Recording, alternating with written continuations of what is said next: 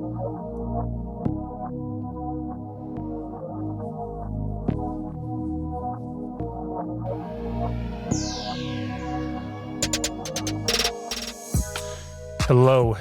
and welcome.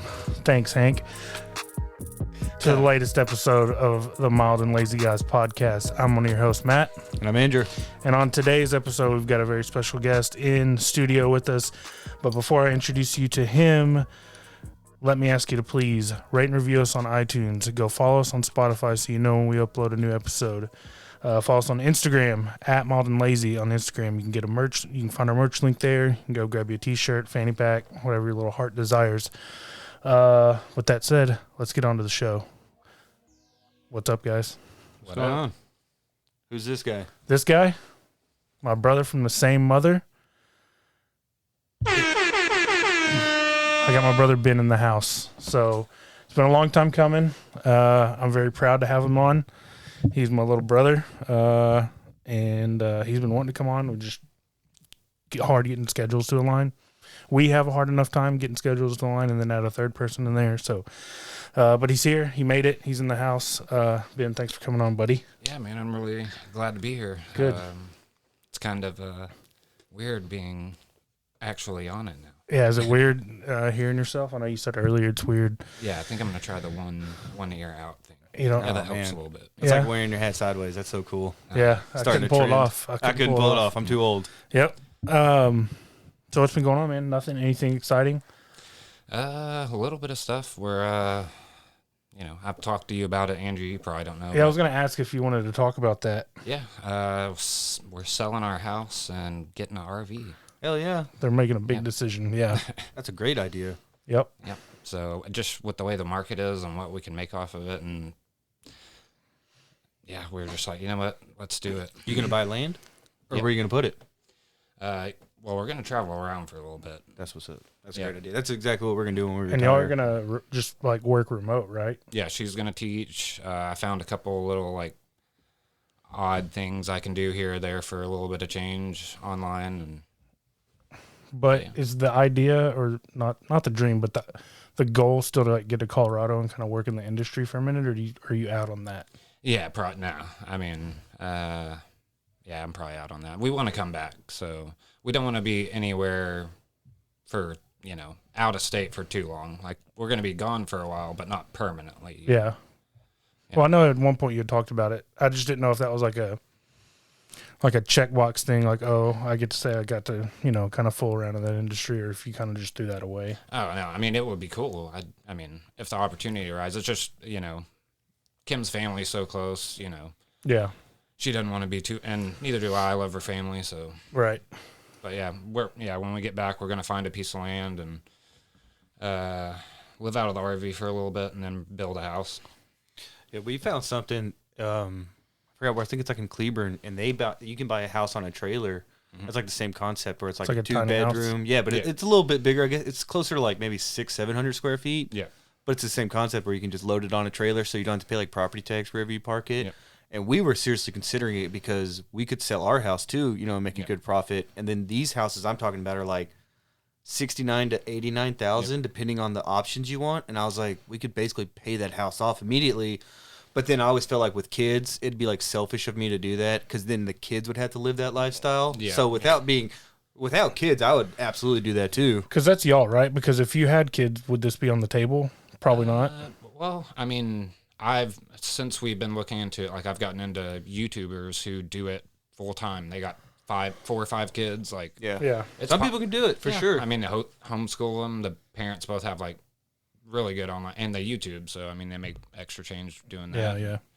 I just thought about like, I don't know, when that kids hit puberty, I wouldn't want to have to be 10 feet away from my kids silently jacking it. So. Yeah. It was something where like we could do it for a few years, but eventually we'd have to come back. Yeah. So our thing was when we retire, it's like kick the kids out, immediately. Go to a trade school, join the army, I don't give a shit. And then we're gonna sell everything, and we talk getting an RV and just hitting up every national park. Before my old brain forgets, you said something that talking about you don't want to be near your kid jacking it. So Landry, where'd that come from? Landry has discovered the helicopter. Yeah. So, it's bath time. We have a routine every night. We have a routine. I get him in the bath. I get him started, get the bath running. I usually wash his hair. He's at the point now where he wants his own little loofah and he'll wash his body, So I do that and usually let him just sit there and play and whatever while I'm getting like his night clothes ready, getting the bed ready, all that. So I go in, get him out, dry him off, and then I pick him up and I stand him up on the bed and like I turn around. To get like his underwear and his like little sleep stuff, and I hear something like this fool is like he's doing the thigh slapper. Dude, he is just like flicking his junk back and forth. And I hear it and I turn around and I'm like, what are you doing? He goes, Dad, watch this. And he's just like flopping his junk back and forth. I'm like, stop that. Matt's like, I have to tell that so strangers can hear this story. You stop that right now. You are too young for that.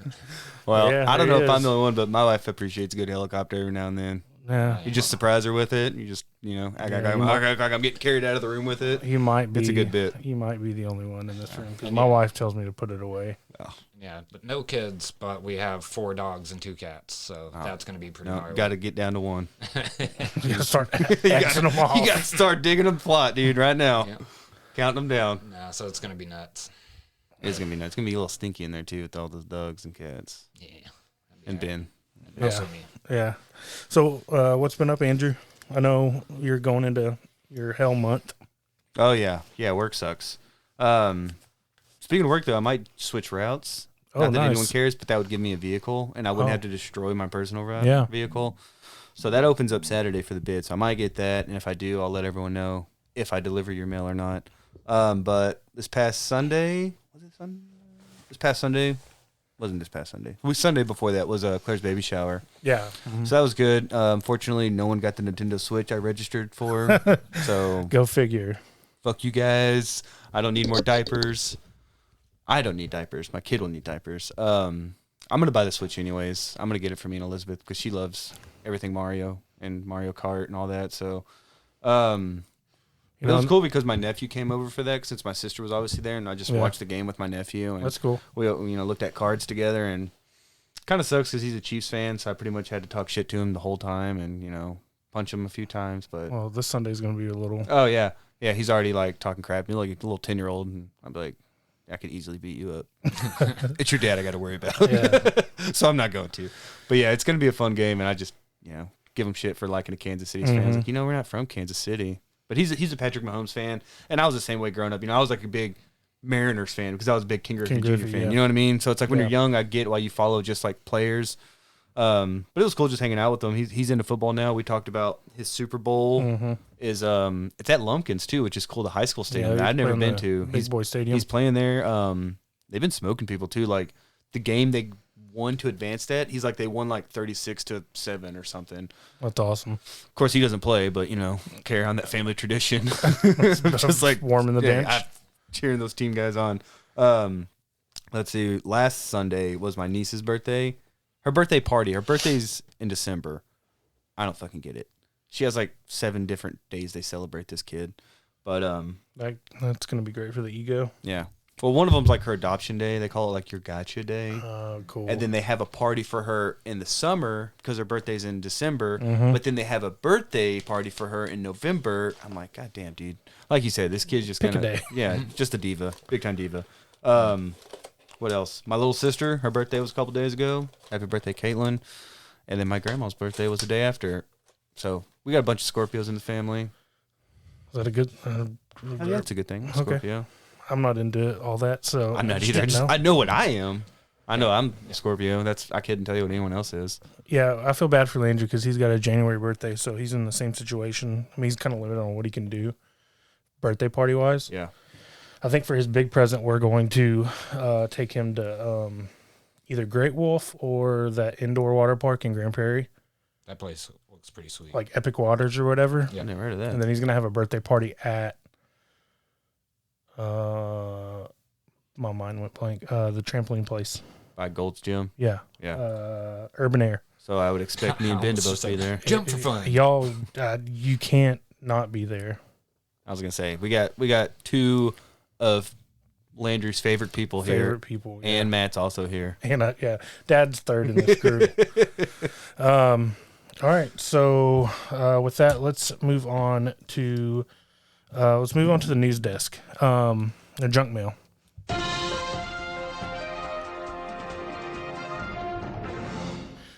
And the first story comes from PETA, the People Ethical Treatment for ethical treatment of animals. There you go. And I don't have anything written down. Classic us. Classic me. But I may be on PETA's side on this one. They have requested that Major League Baseball change the name from the bullpen to the arm barn. That's actually a cool And I feel like PETA may be onto something here. Usually I don't back them, but they say that the term bullpen is, used in slaughterhouses. That's where they hold the cattle before, they go in to get slaughtered. And they had suggested to Major League Baseball that they change it to arm barn. And I feel like we're missing a big opportunity here. I don't think it's a bad idea. I think it's a great idea, actually, and I love the name. And why hadn't anybody thought of this before? What I don't get is if PETA's against they want the ethical treatment of animals, wouldn't they just stop the people from slaughtering the cows in the bullpen? And in this instance, there's humans in there. Yeah. But it's a great name. It's a great name. I can get behind that. It's better than like when they had to change that from the disabled list to the injury list. Like I get why that was a thing.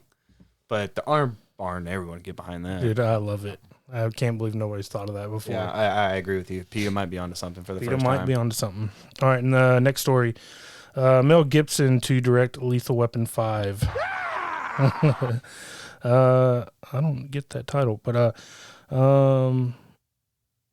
did you read this article before right now? No, I'm reading it right now. That's what I thought. The post Mel Gibson to direct Lethal Weapon 5 because, again, cancel culture isn't actually real appeared first on Consequence. I guess that's a website. Mel Gibson will assume the role of director for the upcoming 5th Lethal Weapon movie following the passing of the franchise's longtime movie maker Richard Donner earlier this year. Gibson announced on his Sunday during an event in London on Sunday he was developing the screenplay and he got pretty far along with it. Gibson explained, and he said to me one day, "Listen, kid, if I kick the bucket, you will do it." And I said, "Shut up." But he did indeed pass away. But he did ask me to do it, and at the time I didn't say anything. Gibson added, he said it to his wife and to the studio and to the producer, so I will be directing the 5th one. Gibson most recently directed 2016's Hacksaw Ridge, which was a really good movie. Dude, he makes great movies. Yeah, I love Mel Gibson. Which earned him an Academy Award nomination for Best Director. Donner had been trying to bring Lethal Weapon 5 to the silver screen for well over a decade prior to his death in July 2021. The most recent installment of the franchise, Lethal Weapon 4, was released in 1998. So, there you go. It's going to be come down to casting, because that's what made that movie so great. It was a good story and everything, but Mel Gibson as Ruggs was perfect casting, and then Danny Glover, and I heard somewhere where they really didn't even want necessarily a black guy, but they said Danny Glover came on and they just had great chemistry, and they just basically rewrote everything for him. Because just the way they screen tested together, they're we have to have this pair together. Yeah, they just killed it. Yeah. They didn't want that pairing at all, but it just happened. So it wasn't supposed to be black-white originally? It's supposed to be 2 white dudes? Yeah. And now that it's that way, I couldn't imagine that series being any other way. And this, I don't know about y'all, but I actually enjoyed the TV show that was on Fox for a couple of years. I never saw it. Dude, I'm such a big Lethal Weapon fan. Yeah, I never saw it. Better than Die Hard. Ooh, that's a hot take. That's a true take. That's a real hot take. That's what's up. You're at number 2-1. Okay. I didn't say y'all were wrong. I'm just saying it's a hot take. Troy, right in. Call us right now. Yeah, call in, Troy. All right, so that was a short little junk mail segment. That was it. That was the whole junk mail. That was it. That was junk mail. We're moving on, and I think, do you want to present Ben? Oh, yeah. We got something over here for our special guest. All right.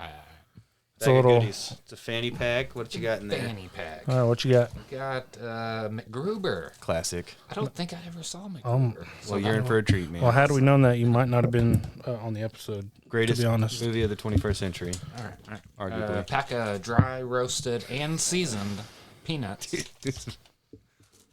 Got 1 package of saltine crackers. Also salted. Nice. Did you take those from a restaurant? No, we got some soup to go, and it came with it. Okay. And it came with some crackers. find that offensive, but okay. Fruit roll up. Fruit roll up. I haven't classic. had a fruit roll up in a hot minute. I had a pack of Gushers the other day. Those are good. And fruit by the foot might be my favorite though. Fruit roll up is a sticky mess. Swedish Fish. if you just so you'll know, I'm on the board today, so it's gonna be a lot of drops. Swedish Fish. Twizzlers. Yeah, that's all Ellie's candy we got for for Halloween that I don't want. What is this? Rolo. Is that good or bad? Rolos are the shit. Oh, Rolos sweet. are really good. Swedish Fish fucking suck. Jolly Ranches. Yeah, it's just a whole bunch of random candy. Whoppers, That's all you, dog. Bunch of random candies. There's you got a front zipper right there too. Oh yeah, nice. A lot of people don't know this, but you could put your weed in there. Keep thinking. What you got? Yeah. Let me see. Rocket Garage. Oh, that's a great mechanic. That's Sweet. the guy I used in case you If need. you need That's his card. That's his card. He gave me a bunch of his cards. Sean Sizemore, shout out. Jalen Smith card. Yeah, fuck that guy. I don't want that card. That's why I gave it to you. I don't want that card anymore. We allowed to talk about that? Yeah, what is that? Dude, Is that for your tobacco? I mark it use? E as for explicit, so you can tell us what you're really going to use it for. Pack of raw rolling papers. Very nice. Yep. And, Yep. Oh, That's what's up. Those are good ones. They have a Oh, corn nice. cob hell filter yeah. in it. You just stuff it. It's Hell great. yeah. Are we out of stickers? No. No, never Well, mind. no, There it trust is. me, we got so many stickers. Okay. Yep. And I think there's at least something else. King of the Hill sticker. And More More candy. candy. no, one more. Dude, this thing is Okay, packed. this bucket. Oh, Oh. Pinky ring. Pinky Ring Gang, that's what's up. Yeah. So everybody's you've got officially gold made pinky it. rings. Dude, this is awesome. I got Real like fucking they came in ridiculous. today too. I got like 4 more in that bag over there. I got to give one to Brady and Alex. All right. You're officially a member though, man. Hell yeah. So there you go, Ben. Welcome. Thanks for coming on, man. nice. I'm All really right, you can excited. leave now. I'm really excited for this episode. No, I'll leave it in the sports segment. It's good. Yeah, that's true. You just dip when we talk sports. All right. So with that, we've got 2 Mount Rushmores for you today. Since Ben is a huge music fan, as we all are, we're going with our Mount Rushmore of frontmen or lead singers, and then our second one is debut albums. So it's got to be the band's debut albums. I didn't pick any EPs because that's not a full-length album. Yeah, that so doesn't count. Yep. so Well, yeah, shit. One of mine might be. What's the definition? I think there's like 5 songs. technically it's an EP, but we'll let it ride. All right, Yeah. sweet. All right. So we'll let Ben go first as the guest. Give me your who's the first one on your front man. And I numbered mine, but if it's Mount Rushmore, it doesn't Necessarily necessarily not in They're all on order. level. Yeah. Nah, You can put them in order fuck if you Thomas want, Jefferson. Nah. I mean, yeah, no particular order. I guess my first one, Anthony Green, Circus Arrive. but yep. I knew he was going to be on your list. So I'll put him in my honorable mention. And that's why, like, I didn't, in my albums, I didn't put him on there or a couple of these other ones just because they're on the, Yeah. you know. Hey, man, it's your list. Yep. All right, well, apparently I'm an old guy because I went with Mick Jagger. Guy's been shaking his hips for 60 years. He's still on stage. doing it. He still gets way more chicks than we ever could in our lifetime. And 2 lifetimes. 5 of my And lifetimes. 1,000. Let's not kid ourselves. He's got all the brown sugar. Yeah, dude, he's just been doing it for so long. He's a Yeah. legend. Yeah. And the older I get, the more of a fan I'll become of the Rolling Stones. I like the Rolling Stones a lot Yep. in the last couple of years. Him and like Keith Richards. Like, how's Keith Richards not fucking dead? Dude. Hell if I know. How's he not fucking dead? Made a deal with the devil, I guess. And it's just crazy. All the Motherfucker's drugs, like all the drinking. 13 years old. Yeah, he's a vampire actually. All right, my first one is Steve Perry from Journey. Nice. Dude, there's not a better, and I I think that's the second Steve Perry reference we've had from you on this pod. I've got goosebumps Goosebumps thinking, just thinking about talking Steve about Perry, Steve dude. He does it for me. I've got chub down there, I've got a rock hard rod down here too. You're a thud on the table. No, Steve Perry, he's just got a great voice, and Journey. It's weird. Journey holds a weird place in my heart. Yeah, you've mentioned this before. I love Journey to death, dude. And it's weird that they got a little Filipino dude, and he sounds just like Steve Well, I think Perry. before that, Adam Lambert was. He spot. Yeah, for like a minute. Yeah. And then he went to Queen. Is he in Queen? Mm-hmm. That's crazy. He toured with them. Oh, crazy. But yeah, Steve Perry. I love Journey. I love Steve Perry. All right, Matt's list is now over. Yep, that's all. It was Steve Perry and that Filipino guy. No idea. All right, Ben. Who's your second one? Second one, let's do Robert Plant. Nice. I mean, that's an honorable mention for dude me. is Classic. Just a bad A. And Are you to sure be you- able to do that on heroin too? I mean, Are you sure you're? It's not Greta Van Fleet, that dude. oh my God, don't get Can me started. can we start? Can we talk about that after we're Sure, all done? Sure.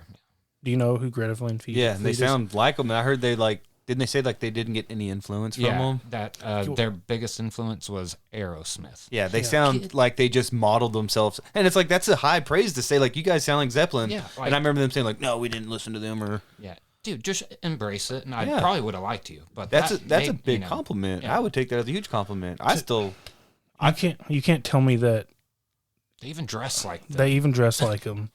that's, They just, dress that's like what doesn't him. make sense. Just embrace it. His mannerisms are try to be he like holds Plant. the mic and the cable. You know how Robert Plant would have the cable, like the on his- extra cable. And, dude, just get out of here, man. Dude, I can't stand it. And like people our age and younger, like, oh my God, have you heard of? I'm like, yeah, I've heard of Greta Van Fleet. It's called Led Zeppelin, and they did it better and Oh, first. Like, it doesn't. And I don't want to take away from them too They're a much good because they are band. talented. Yeah, they're very And, dude, talented. great for being able. To sound like one of the Yeah. greatest bands of all time. That's what I'm saying. It's a compliment. But it's not original to me, and I And I like. think that's probably why they do that because they take such an distance. offense to it. Kind of like, well, dude, But just, there was an interview with Robert Plant, and he was talking about Greta Van Fleet, and he was like talking how big of a fan he was. I'm like, yeah, you should be. It's you. yeah. Like, They imitated heard everything this you did. yeah, you've done this. Right. All right. I didn't want to get off on Greta Van Fleet, but I just really can't. It irks me that people. Yeah, I remember when that came out because I was a big fan because they played them on the Eagle for a few years, Yeah. a few years ago, and then read an article, or I didn't read an article, but heard something them saying where they denied like ever being influenced by Led Zeppelin. And I was like, that's bullshit. Yeah, I don't. It just it irks me. And I don't know, probably more than it should, but Just killed Matt's boner. yeah, it's all the way. I'm very flaccid. Who's your number two? Ozzy Osbourne. yeah. That's a very fucking good one. Prince That's of Prince of Darkness, That's, dude. that's like a spirit animal for me. That and DMX, R.I.P. Can't believe Ozzy outlived. DMX died before Yeah, Keith Richards. And, actually, I could.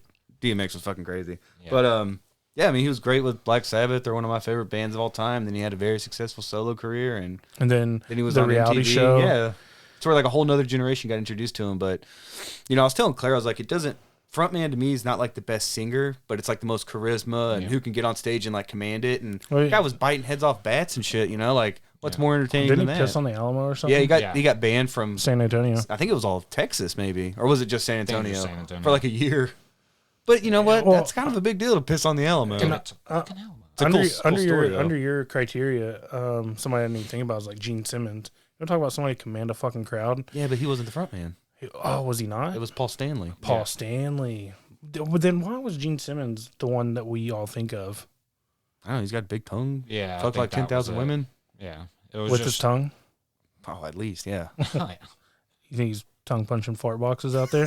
No, dude, why you look at me right in the eyes when you ask that question? Because you're sitting directly across from me. At least cut a glance to Ben. We've talked about this. This is what you'll talk I about want- at Thanksgiving. I want your take on it. Those Rogan cut ups where it's Yeah. fucking- All right. My second one is, and again, to me, music is very personal. It's very subjective. Mine's Eddie Vedder from Pearl Jam. Probably not the best singer in the world. Yeah. Yeah. Yeah, that's but, an understatement to say he's not the best singer in the world. But What was it? It's some Pearl Jam album on right now? I think their first album was in 91. I was 5 years old, and our older brother is 11 years older than me, so he was 16. And that's like my first introduction to music was like 10 from Pearl Jam. That's a good introduction. Close So- call between Pearl Jam and Nirvana because that's all he Yeah. would listen Pearl to. Jam, Nirvana, Stone Temple Pilots, Silverchair. Silverchair, Toad the Wet Sprocket, like all that 90s grunge.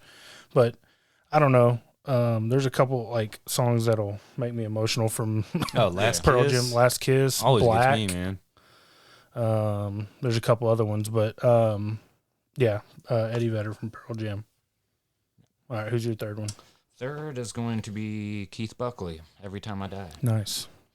His lyrics are just, and I guess the whole like frontman Mount Rushmore was kind of tough for me because like I'm not gonna sit here and call myself a musician because that would be a disrespect to actual musicians. But so the first thing for music, and like when I'm listening to it, is the music. Like I could care less most of the time about that's why vocalists or lyrics. Well, I think that's why all of us are so into instrumental bands like Explosions or Mogwai or stuff like that. Animals as leaders, because I think we appreciate the music aspect of it, not so much what a song's trying to say. Yeah. So absolutely. I agree with you. But yeah, so Keith Buckley, his lyrics are badass. They've just been doing it for so long, and it's like their sound just gets better over time. Yeah, that's one of those bands that we went to high school with that I'm not embarrassed to say like I was a big fan of, and still am a big fan of those guys. You know, some bands I look back on, I'm like, yeah, it's fucking Why cringy. Did I listen to that? But, yeah. I mean, and Keith has been through so much. Like the album Low Teens, that's just like him at his like dark, like. So yeah, Keith Buckley's gnarly. Nope, and he was great in fucking Shit Happens. Yeah, that fucking the whole documentary. The whole documentary is so fucking funny, dude. I haven't seen it. Oh my, dude, y'all got to give me a copy for Christmas. We've got to Well, I'll let y'all get baked. Y'all get baked and let's watch it together, dude. It's so good. Matt is just in the kitchen making us snacks the whole time while we're watching it. Yeah, that's a good deal. Yeah, I'll be down. Who's your? All right. Well, apparently, since I'm 57 years old, I said Alice Cooper. My dad saw Alice. My dad was like, that was his favorite act, in high school was Alice Cooper. So he went to multiple Alice Cooper shows. Every time first time he did acid was at an Alice Cooper show, and that's when they brought out the guillotine and cut his head off, and then picked his own head up and kept singing. And my dad nearly died. So I almost wasn't born because of an Alice Cooper show, like in 1975. So, and just the story he tells of like, because he went to multiple, he was a big fan, and that was back when rock and roll was cool. Oh yeah. I wish. Because our dad went to some cool shows. Our dad saw Zeppelin at somewhere, right? Zeppelin in Fort Worth. 72, I think he said. Yeah, and then he saw Jimi Hendrix. Wow, that's... my dad was at the Dallas Convention Center or something. Yeah. I graduated there too. So, just the shows our dad saw. Yeah, see, I was probably a pretty impressive I was going off like stories my dad told. And then you see old footage. There was one story where like someone threw a chicken on stage, and he threw it back, and they just like tore it up, feathers everywhere, and... He's just one of those guys because he put on this persona of Alice, to put the show on, because he wasn't the best singer. They weren't the best band, although $1 Billion Babies is a great album. My dad gave me all of his Alice Cooper albums, so I listened to all those growing up. So that was a great album, but he was just, like I said, great showman, great frontman, put on a hell of a show. I feel like sorry, didn't mean I'm good. Kind of like the Godfather of shock rock. Oh, 100%, yeah. You wouldn't have like Guar or Slipknot. Marilyn Manson. Any of those guys, they all said their biggest influence was Alice Cooper. Yeah. So even Kiss took a big influence, for the production and putting on. Because when you go to a show, you want to see a good show. Do you think Travis Scott took inspiration from him? Who? Travis Scott. Oh, dude, that's dark. Too soon, man. Is it? Yes. Fucked up, bro. Like 8 people died. Yeah, I guess there was a couple kids in there. I'm sorry. Yeah. Shout out. Shout out what? Dead kids? Jesus. Here you go. Matt's talking about his kids, helicopter dick, and dead kids at a concert. I've already been there. But back to Alice Cooper. Dude's super intelligent. A lot of people he has like a genius IQ. He's a great golfer. He's an insane golfer. Yeah. Like scratch level, like badass golfer. Because like apparently he would just go into these cities like for tours or whatever. Wouldn't have anything to do in the morning. Just go play golf. Do that for like. Was he already like an avid golfer at that point? I was gonna say, what if he just like was like, I got nothing else to do. Let me play some golf. It was a hobby of his, and then when he was on tour, like he had nothing to do in the mornings. He didn't have to be in for sound check or whatever. And he was never like a big party guy. No, so he'd go golf and do that for 20 years. 30 weeks out of the year. Probably see the greatest golf courses like in the world wherever you go. Yeah. So, Andy was in Wayne's World, which he taught me what Milwaukee means. Yep. Milwaukee. Does this guy like to party or what? That's a great fucking movie. And I'm sorry if I'm going to steal somebody's, but my third one is Freddie Mercury from Queen. I like how you checked if anyone else had the list, and I said I did, and you go, okay, I won't use it. That's okay. I'm going to replace it. I got like 5 honorable mentions. Okay, I only have one, and it's already been mentioned. So, Freddie Mercury. I mean, he's a legend. You don't got to say much. It's Yeah, it's Freddie fucking Mercury. Yeah, if you've seen that Live Aid, just know that he commanded like How many people were at that show? Like, Didn't they say it was like I 250,000 thought people? it was more than that. I thought it was like 500,000 or something. And then like right around the 2 to Could- 3. I mean, he could had you like imagine everyone in the eating- palm of his hand. Exactly. And there's that one iconic shot of like him and he's like outstretched. And, Have y'all seen the movie? Yeah, I saw it. Oh, because I was gonna say that's like how that was like the greatest ending where they showed like that whole. It was like a 20-minute scene of like that Live Aid. I should have because Yeah. it has one of my favorite actors in it. What? How have you not seen that? I don't know, It's man. got one of your favorite actors and your favorite And- frontman. As good as the film was, I like Rami Malek too, but I don't know if I liked him as Freddie Mercury. I mean, No, you know who was supposed to do that though? Sasha Baron Cohen. Oh, Yeah, and they said he would have been damn. like great, but then again, Rami Malek won the Academy Award for For it, it, so it's yeah. like you can't really argue. But Yeah. I would have liked to see. Maybe it was something with the teeth. Oh, like I know well, that, those- but it was just like, damn, dude. yeah, they were in. I listened to an interview with Rami Malek, and he wore those for months ahead in preparation because it was such an adjustment Yeah, for him. yeah. Like they were so big, and he said that was like a real emphasis, like that the director wanted to present was the teeth. And it still seemed awkward. Yeah. Sometimes like ways. Yeah. yeah. Yeah. Who's your fourth one? Fourth is Tommy Giles Rogers Jr. Who the fuck is that guy? Between the Buried and Me's lead singer. Yeah, Nice. you're so modern, man. Nice. I'm an old soul. My old stuff is in the honorable mentions. Okay. But yeah, he plays the piano or keyboard, whatever you want to call it, and he screams. And then even just like when he's not screaming, his vocal range is like insane. Like he can hit the highs, he can go like low. It's he's an impressive dude. Between the Buried and Me is impressive as a band. We were talking about ETID, like their sound never got old. Like they constantly progress. Just get better. They just get better, and they still incorporate like their old sound. They put on like these like epic 12, 15, 18-minute songs, 24 or Yeah. So you don't see bands doing that a lot nowadays. Yeah, that's not really like, to me, that's not songwriting, that's like composing. Yeah. When you have songs that long, like just to be able to remember a 3.5, 4 minute long song, like certain parts. Yeah. And how their songs go from like one thing and they end on a total, it's just like, whoa, how did we end up here? And tying tying Between the Buried and Me back to Queen, when we saw them in Houston, They covered, was it Bohemian Rhapsody. yeah. Dude, they did a dope. fucking Dude. great job. Yeah. It was impressive. Who's your fourth one? Last one for me, James Brown, Godfather of Soul. Can't beat that. Nope. Get on stage, hardest working man in the industry. My last one, Prince. Damn, that's a good one. I didn't even think of Prince. From Prince. Or Michael Jackson, he put on a hell of a show too. That was a good one. Yep, Prince. Again, don't have to say anything. It's Prince. Put on probably Super the best Super Bowl halftimes Oh, yeah. ever. I don't know. Janet Jackson showed a titty. That's true.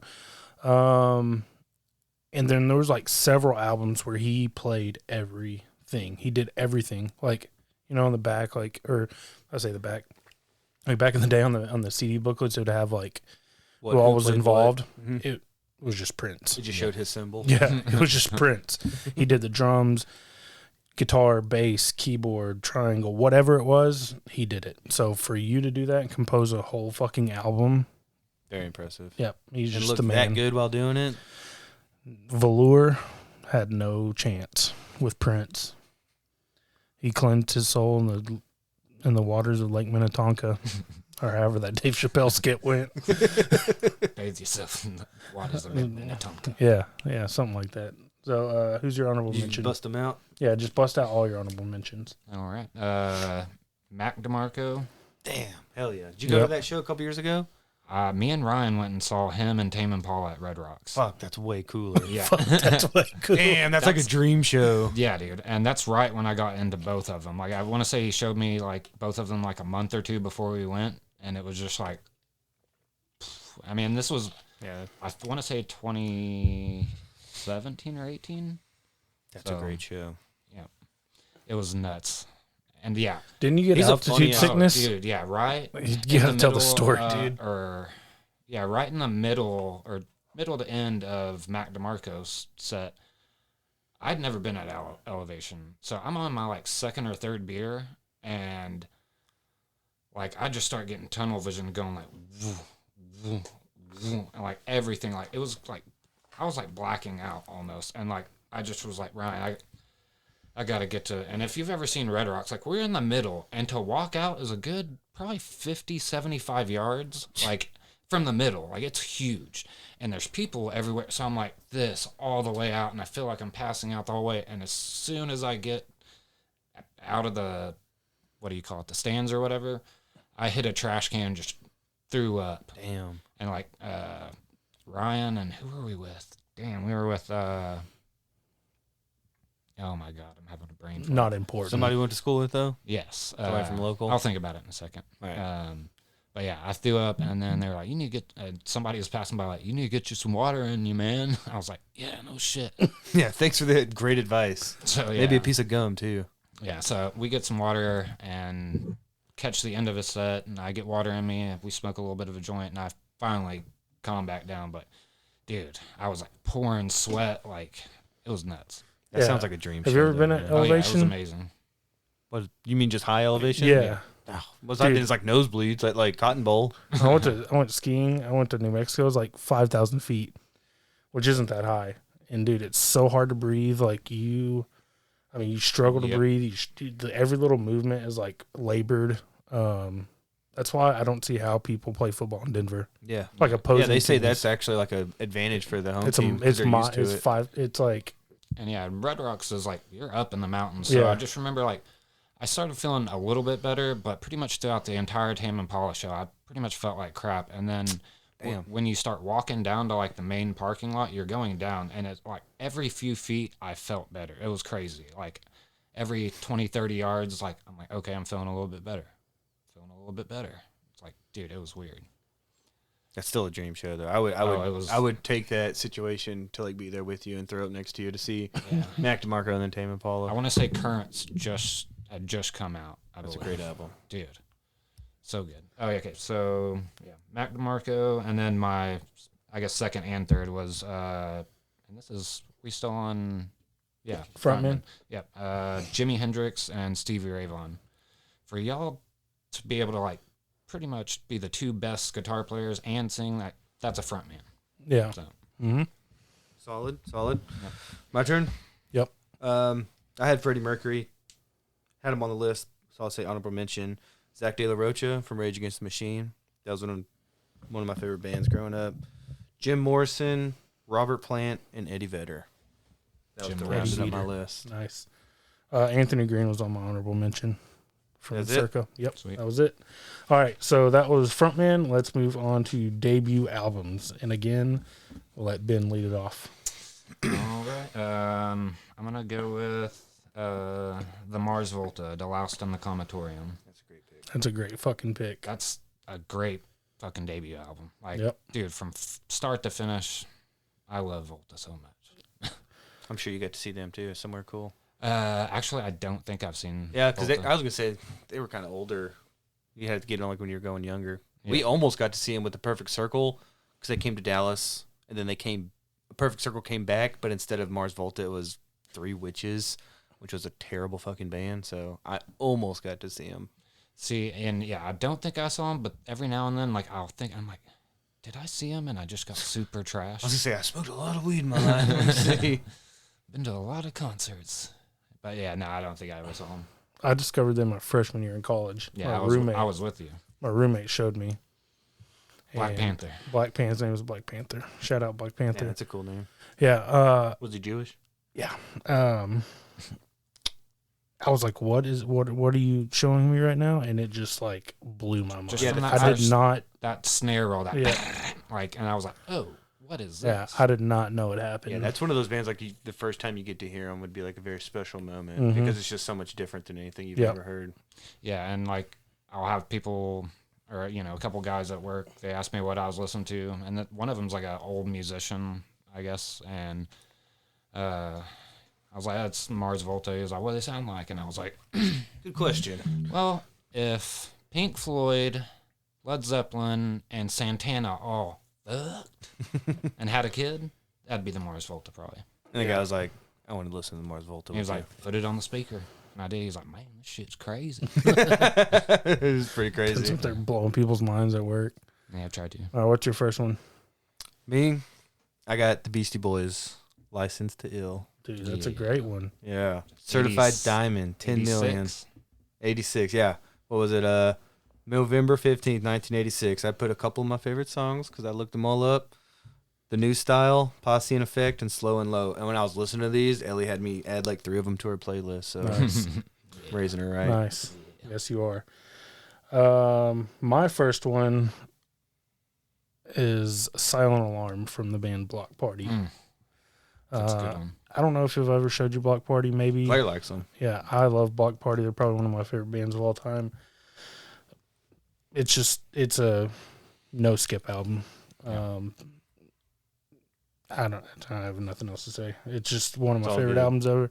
It's one of those where I can put it on and like in my head, like I'll replay places of like it takes me different places, you know, like it just reminds me of different times and different places. So it's probably my favorite album of all time. Yeah, Block Party reminds me of you, being with you. Yeah, I love Block Party, man. All right, so what's your second one? Second is going to be Coheed and Cambria, Second Stage of the Turbine Blade, which their first album, Second Stage, was amazing. Loved it. Second album, love it. Pretty much anything after that, I'm out on it, dog. That's going to be a no for me. They're the reverse of a couple of the bands we've talked about where they started off so good and then maybe it was me. Maybe it was me getting older and just not, just vibing with whatever they're putting out or whatever. But yeah. Yeah. After In Keeping Secrets, it just got too kind of almost seemed to sound, it just sounded mainstream, like radio stuff. Yeah. Yep. Yeah. Right. Just second. For me, Black Sabbath. Album, Black Sabbath. Title track, Black Sabbath. Yes. Dude, that was the first song, and when that first song comes in, it's like a thunderstorm, and then the music comes in, and I was reading up on it too, and they said that's credited because they're credited with being like the first ever real like metal band, and that song's credited with being the first doom metal band or doom metal song. So it was released in the UK first in February of 1970, and then America in June 1970. Favorite songs were Black Sabbath, the title track, and The Wizard. That's the one that was like might have been an EP because there are only like 5 songs. But if you look at their albums they put out like 4 more albums in like 5 years. It's like Led Zeppelin did that too, and the Beatles and Stones. They would put out sometimes they put out 2 or 3 albums in a year. It's crazy when you go back. If you go back and look at that, there's like a 5-year span where they probably put out 5 albums. They were just cranking them out for those. That's insane. And some of them are the greatest albums of all time. You know, some of those Stones albums and Zeppelin albums and Beatles albums. Yeah. My second one is Circus Arrived, Juturna. Great. That was like it was just a defining album for me. I didn't know that was their debut. Mm-hmm. Okay, well that's on my honorable mention. I'm gonna go ahead and say that now. Yeah. It was just it's iconic. It's one of those too where you hear it and you remember all the places you were, houses you were at, people you're hanging out with.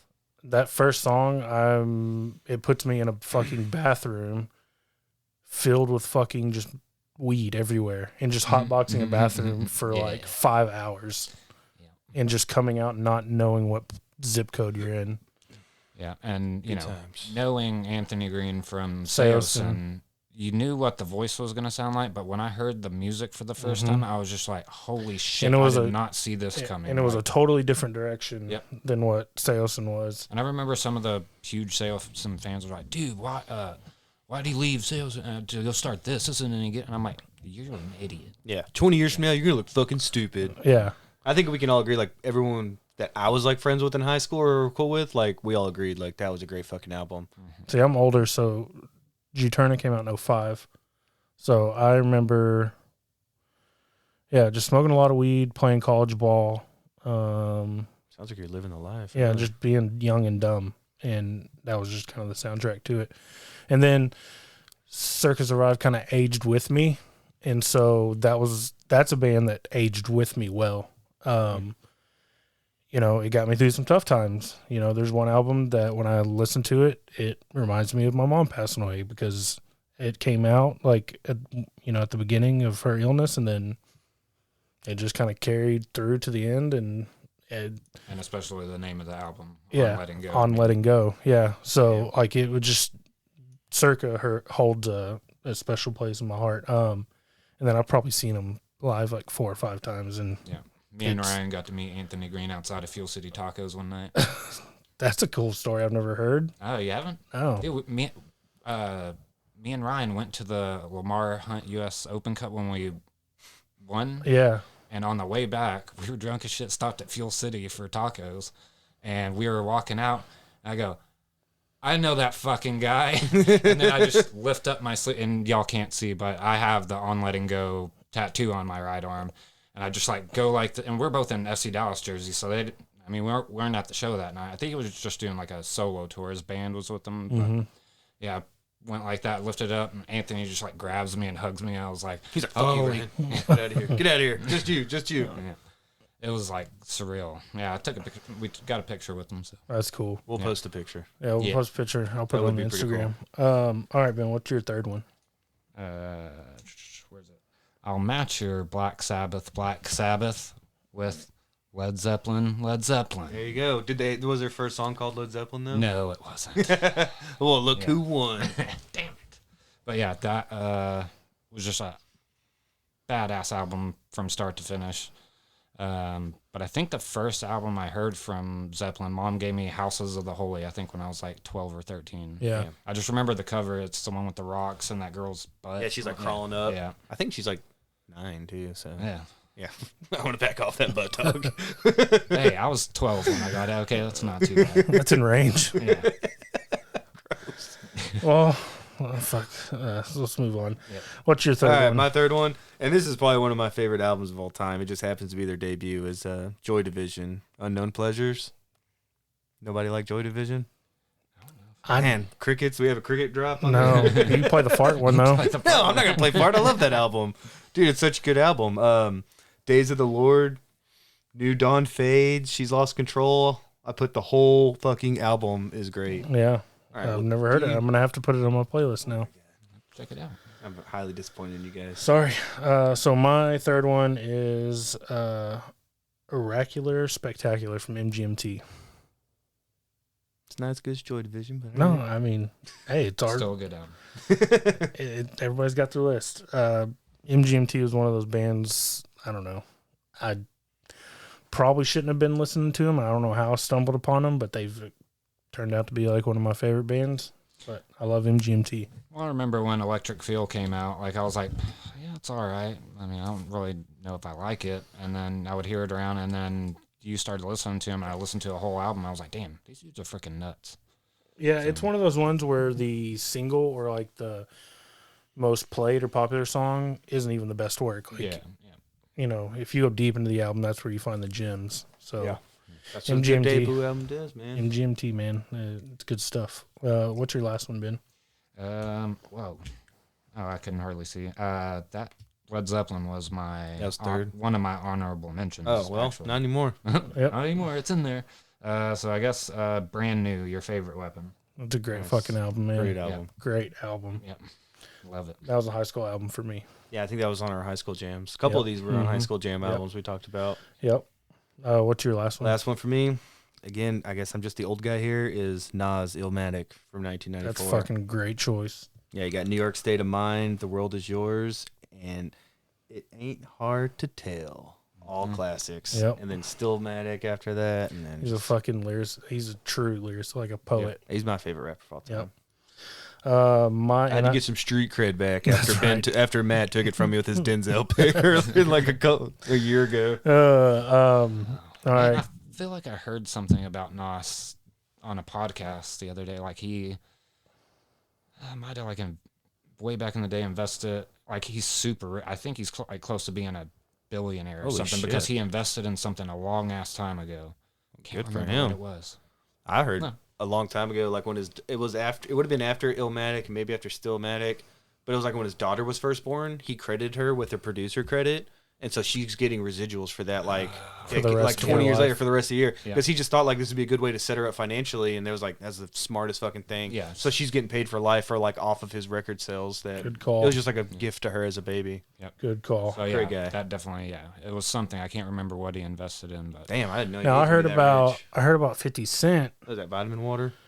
He got paid Yeah. in either stock. vitamin water or body armor, one of them. I think it was vitamin water because they were like, we can give you this much money, or we can give you a share of the company, and then they sold out to Coke, and he took those shares and made like hundreds of millions. Yeah, I heard about that. Kobe was the body armor. Yeah, Cody. Yeah, and R.I.P. truly R.I.P. So yeah, now he made $400 million off a $6 million investment. Yeah, he made more money, or he. Than he accrued in his whole career. Yeah, Well, that's like Dr. Dre with his Beats. With his you know, he Beats, sold yeah. that to Apple for Apple. almost $1 billion, didn't he? Mm-hmm. So much, like, it's just crazy to me how much money we're talking about right now and how there's still poverty in this world. Like, It's crazy we're talking about this much money, and I have like $437 in my bank account Yeah. right now. and I got like $12. It's crazy to me that my rap career never took off. Yep, You know, I could have been making these investments for you guys. that's true. We would have been living the high Yep. life. All right, my last one. I mentioned it earlier. It's Pearl Jam 10. Mm-hmm. Classic. Just a great fucking album. Yeah, I agree. All That's right. all. Actually, that's on Yeah. honorable mention. I'll just say that now. Go ahead and burn through your honorable mentions. Minus the Bear, Menos El Oso, Yep. and Tame Impala Inner Speaker. And you like good music. I got the used. That was a good high school jam. I had that on. Is it self-titled? Yep, it's self-titled. That was on there. I scribbled it out for something, but yeah, great album. And then Pearl Jam 10. The Strokes, Is This It? And Dr. Dre, The Chronic. Which doesn't nice. really count because he was in NWA, but technically that was his debut album. Yep. So looks like who's got the street cred now, dog? Mine, the Junior Varsity, Wide-Eyed. We talked about that pre-show. Not a lot of people know it. It's like a me and Ben thing. That's what we were listening to earlier. Yep. Yeah, it sounded good. I'll listen. Honestly, I got some. I can listen to tomorrow when we're replaying all this. I'll write all this shit down. Armor for Sleep. They're self-titled. It's a great album. And then shout out Andrew, Glass Animals. Oh yeah, that's a good band. I think it's Zaba or Zada or something like that. Close enough. It's really good. And real quick, I need some street cred too, if we're gonna go that route. MF Doom, R.I.P. Oh damn, I forgot that he died. True that. Real Man behind the mask. real lyricist right there too. Yep.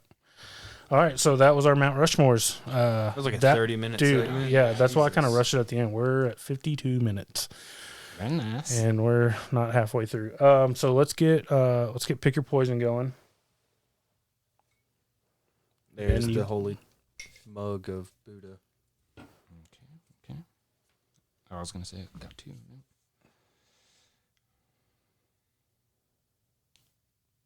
Great radio. Sorry.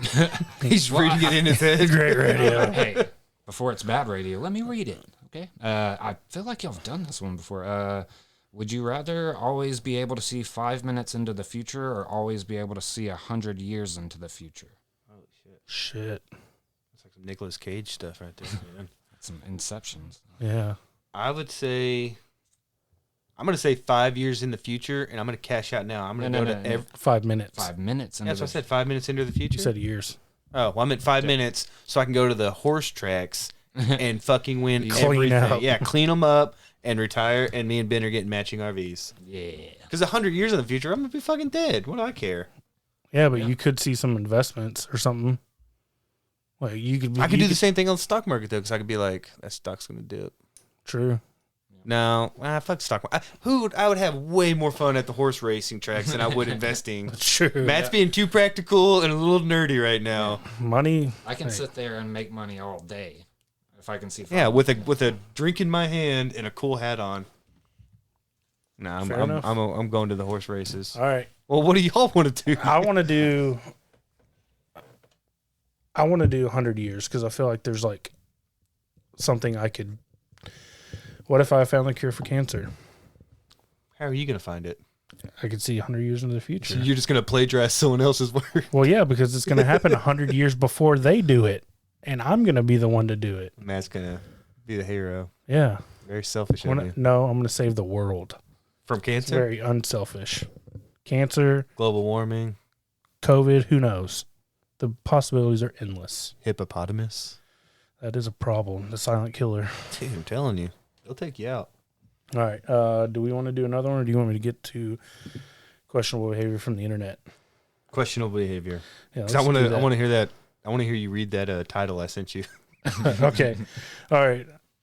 This first story, I'll save that one. The title is, Am I the Asshole? I got mad at my boyfriend because of the time he spends on his new Xbox game.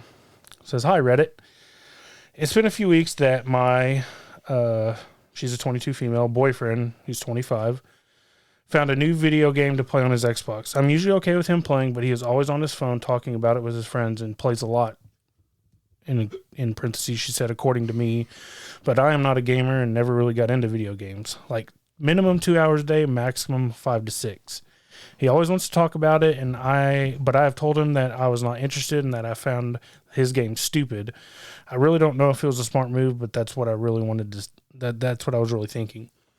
It honestly really bothers me. I've been asking him to spend less time on this game and more time with me. I told him that I felt neglected and less important than the game, and that he did not pay as much attention to me as he did before. He told me that I should get a hobby and that I was a child that always needed him around. That when we were together, he was bored and I should leave him alone so that he can enjoy his free time. Jeez Louise. That kind of sounds like a douche, but I'm a master's student and I study all week. I come home at 7 p.m. and I have to get, and I get one day really off on Sunday that I want to spend with him since we live together. So today I got irritated when he woke up and immediately started playing his game while I was cleaning the apartment. He then proceeded to ask me why I was mad. He already knew it was because of the game, and we got into a huge argument. Am I the asshole here? Should I let him play his game and just accept that he does not want to spend time with me? first off, this guy must have such a huge hog. She's a master's student, and you know she's going to be like the breadwinner, and he's over here playing. And he's just playing games. Yeah, huge hog. Look, and that's my first impression. Huge balls too to be able to be like, look, you're fucking dumb.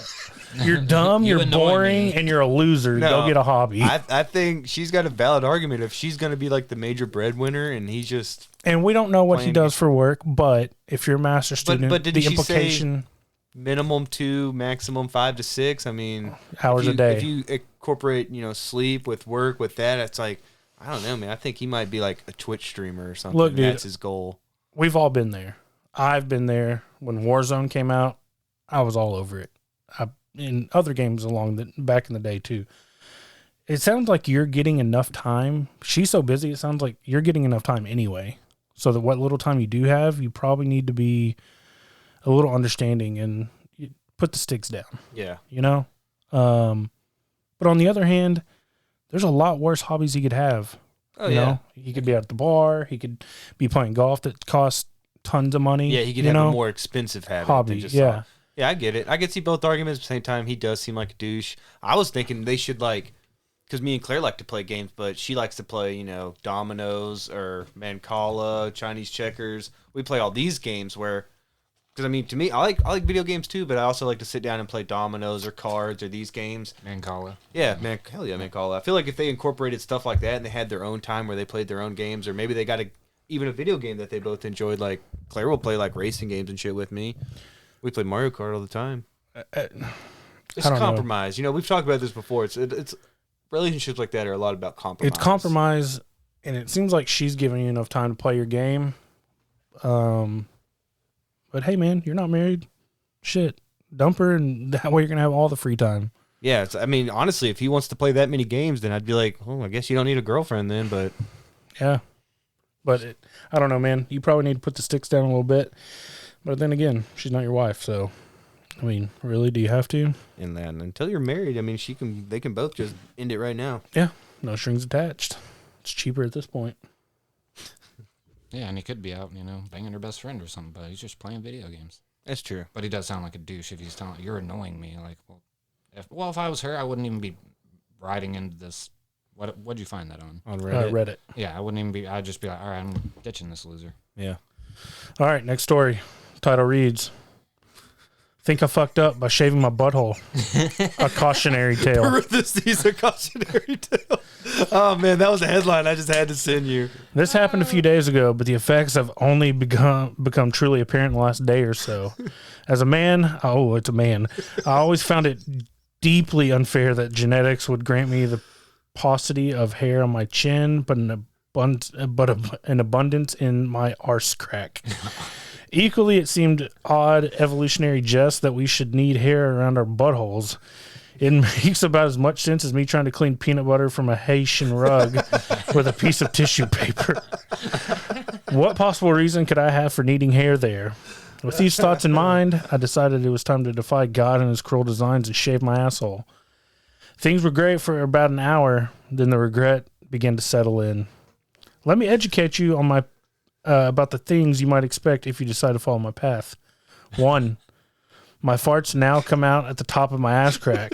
With the hair that previously prevented my cheek from forming a seal removed, my farts now form a cavity of air that travels up my ass crack and out the top. This is very unnerving.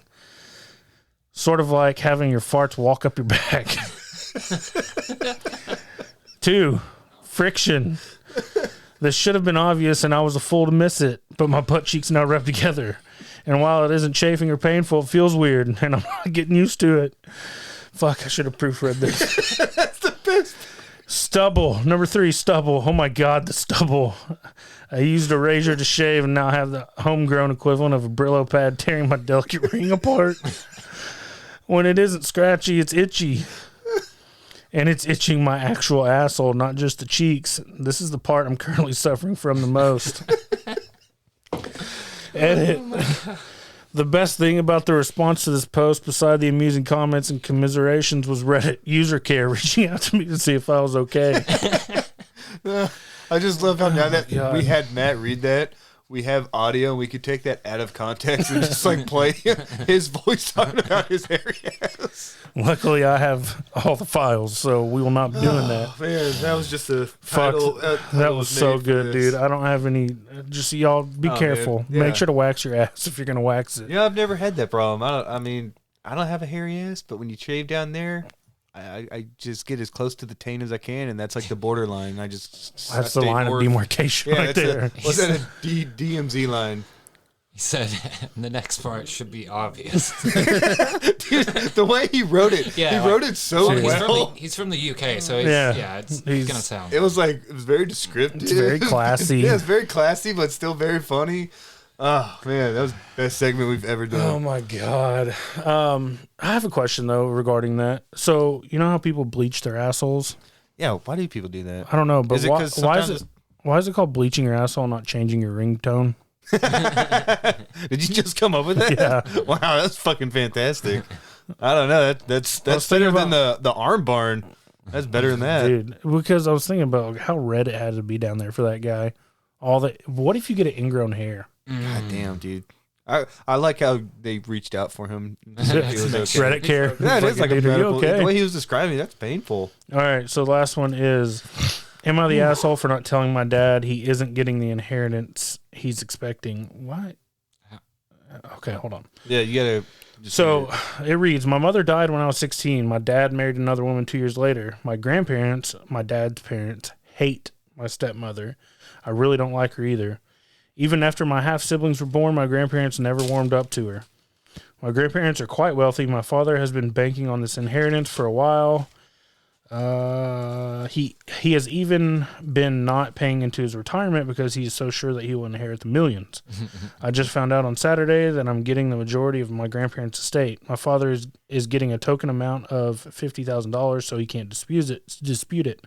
My grandparents made me promise not to give out any money after, and I intend to keep my word. But I do feel really guilty that my father just spends his money as it's coming in because he's relying on money he won't get. Also, I found out my dad's in a lot of debt. Am I an asshole for not telling him? Hell no. Nope. That's your money. Mm-hmm. They specifically gave that to you, and he's getting $50,000. It's not like he's getting a middle finger.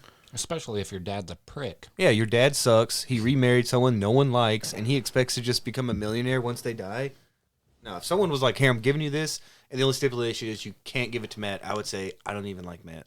I don't even like Matt. I don't even like Matt. I'll just take the money. No, hell no. That's your money. They stipulated that's for you, and we don't want you to give it to him. It's like, yeah, done. Yeah. Where do I sign? No, I can understand. I mean, she's obviously like a good person. You know, like that's something like a good person would have a dilemma about. Because me, obviously, I'm not a good person. I would take all that money for myself. But for her to even have second thoughts and to post it to get opinions, like you can tell that's a sweet person. So I'm on her side though. Like, I mean, good you're call. not the asshole at all. Good call. You know, and at least giving him something so he can't dispute anything. Yeah, that's what I'm saying. He's getting So- $50,000. $49,000 more dollars than I have. But I would have asked, like, how much do I have to do to where you can't dispute it? Because if I can get away with like $500, I'd give the dude $500. And maybe it's like a percentage, like a 10%. Yeah, You know, so it's like something like $5 million and he gets 10%. That math might not be right. I don't know. So, you know, coming from, you know, kind of personal experience, won't go into too much detail.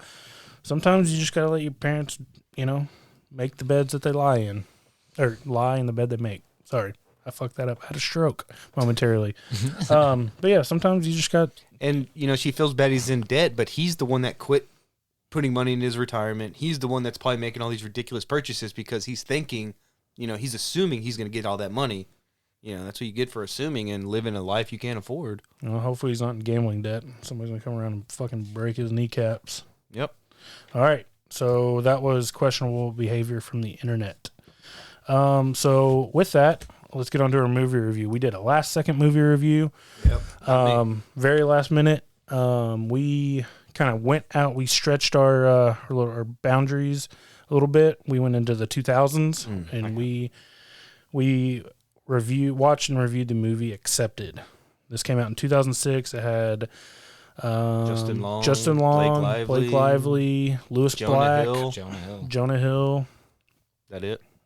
It had like bid actors where you'd be like, I recognize that guy. Yeah, and I've got one that's kind of cool. That was a good call, Lewis Black though. I forgot he was like the dean. Yeah, he was. I always want to say Louis C.K. Yeah. Fuck that guy. He's a perv. All right. Yeah. So, like I said, 2006. It's a 6.4 out of 10 on IMDb, 38% on Rotten Tomatoes. It had a budget of 23 million, and it made 38.6 million at the box office. So, came out in the black. So we open the movie with Bartleby, or B, as I'll call him throughout the review, making fake IDs in the school and almost getting caught by the vice principal who's going for a wank. So yeah, the vice principal comes in. He's got a women's fitness magazine, and there's this really funny part where he's like, you know, he's like, man, I was trying to read up on carbs and abs, and you know, the pages were all stuck together as if by some natural adhesive. That's enough. He's like, that's enough. He's like, I'm so glad you're graduating. But yeah, B is in there he's got a little side hustle. He's making fake IDs for everybody. And then next we see Monica, who's played by. Go ahead. No, please. When they're making the ID, Glenn has got his high school shirt on. They're like, Glenn, you need to take your shirt off. Yeah, it's the one shirt you can't wear. Why? He's like, because it says you're in high school. Yeah. So that's where we get introduced to Glenn, who's kind of the comedy. He's like this. Is he the guy that had like the little curly fro? Yeah. Like a stoner. Yeah, and he provides a lot of comedic moments throughout the movie. Next we see Monica, who's played by Blake Lively, and B thinks she's going to ask him to a prom party, but instead she asks him to mow her lawn, which is really just kicking the nuts. Oh, yeah. You could just see his heart break. Because she's like, yeah, prom's this Saturday, and I know it's last minute, but I'm having this party, and I'm wondering. And he interrupts her, and he's like, yes, I'd love to come. She's like, mow my lawn. My mom wanted me to ask you. He's like, oh, yeah, I'd love to mow your lawn. And you could see the moment where his heart breaks. Yeah. Then she gets up by her boyfriend named Hoyt. And he looks like the typical. He looks like a Hoyt douche. He's riding in remember those Escalade trucks? Oh yeah, douchey trucks. Like an avalanche. Like only Hoyt and Ja Rule drives those things. Yeah. So then B goes home to find out that he's been rejected by his 8th college, and I've got it written down further down, but in this universe, community college just doesn't exist apparently. Right? Because that would be the logical option. Yeah, that's what I was like. I didn't really realize this when I was younger, but.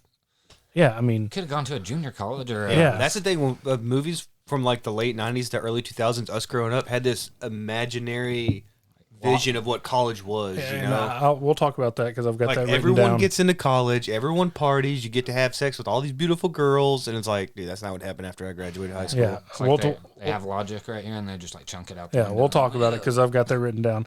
And then we see him in his room, and I just wrote down a bunch of 2000s nostalgia in B's room CDs. Like he's got CD tower, and he's got CDs stacked up in his bookcase. He's got a boombox, like the computer, like everything was just like early to mid 2000s. His room looked like our room in 2006. Yeah. So he goes to break the news to his parents that he didn't get into college, and they aren't buying it. And I wrote, it's crazy how the perception of college has changed over the last 20 years because his dad was like, there's like 3 rules. He's like, you graduate high school, you go to college. You want to be successful, you go to college. You want a good job, you go to college. Yeah, not the case. I didn't take a whole lot of notes, but one of my notes is B's dad, like not him, but the actor, the worst actor ever. Like, really? You thought so? He did. Like, yeah. Yeah. He wasn't the greatest. You got a point there. Who it was now? Was it Jim Gaffigan? No. There's some guy. You don't know him because I haven't really seen him in sucks. anything else. Yeah. And my wife was like, "Yeah, I watch some," because she watches crappy movies all the time. Love you, babe.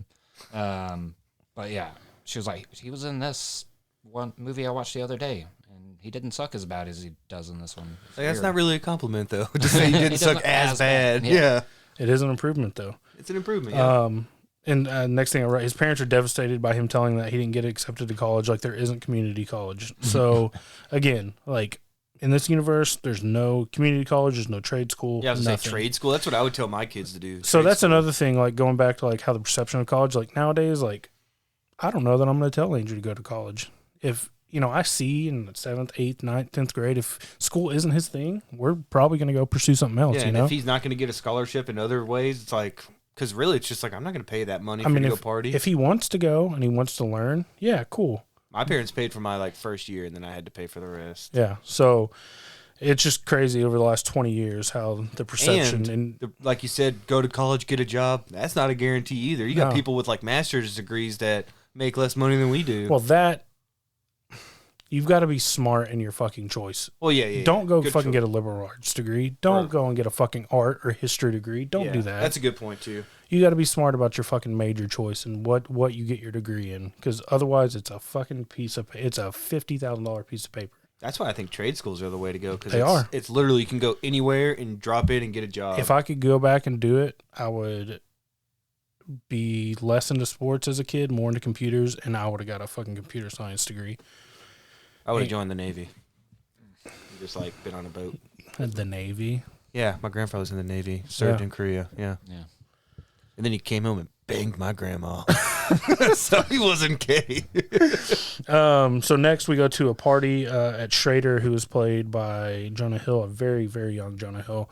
We go to a graduation party at his house, and I wrote down shout out to Jerry from Parks and Rec.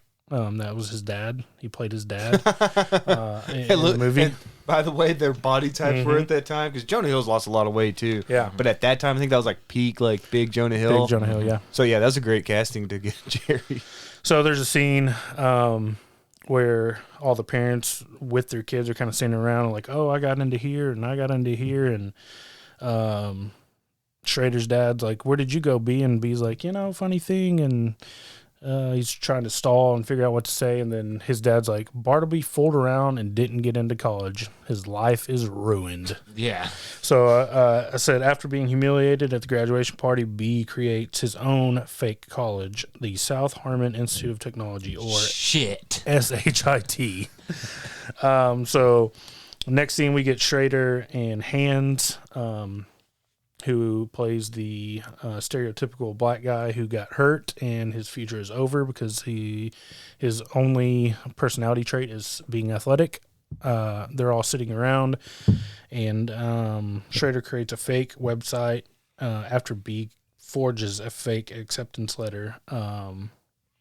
So we kind of see first scene in the movie, obviously B has some talent in forgery and making fake IDs, so he just looks at all his acceptance letters, or his, rejection letters, and it's like, puts 2 and 2 together, makes a fake one, and he's like, man, this is a great little stopgap, to get my dad off my back.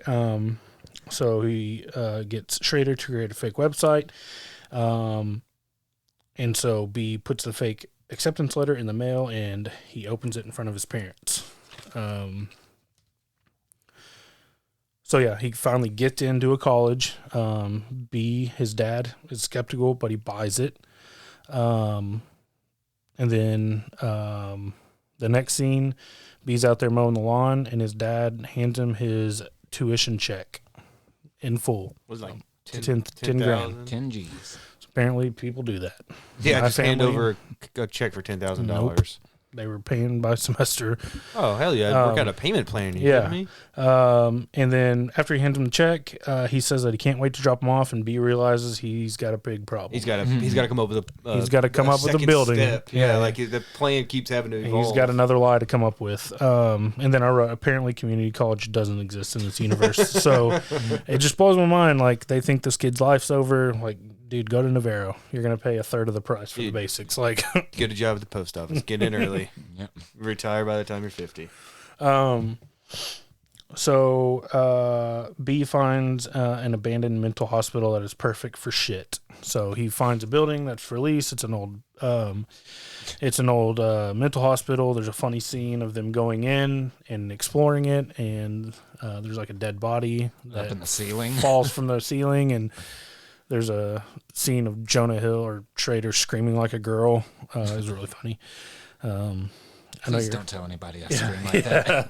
because he's like, "What the hell was that?" It's so high, and it like trails out, Yeah. and he's like, Like winds Yeah. down. And then there wouldn't be a movie review on this podcast without a good montage. So we get a cleaning montage where they're making the school ready. They're getting it ready for the fake, montage man. drop-off day. I love a good montage. Yep. And then next we see Schrader getting dropped off at his college, which is Harmon College, which they portray as like a Harvard or Yale or some kind of prestigious university in this little town.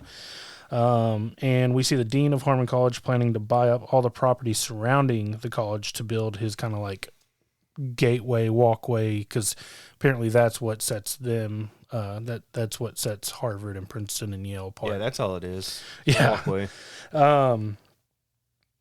So they're at the college, or he's getting ready, getting everything ready to trick his dad. And B's dad calls, and everything seems to be falling into place until his dad wants to meeting with the dean.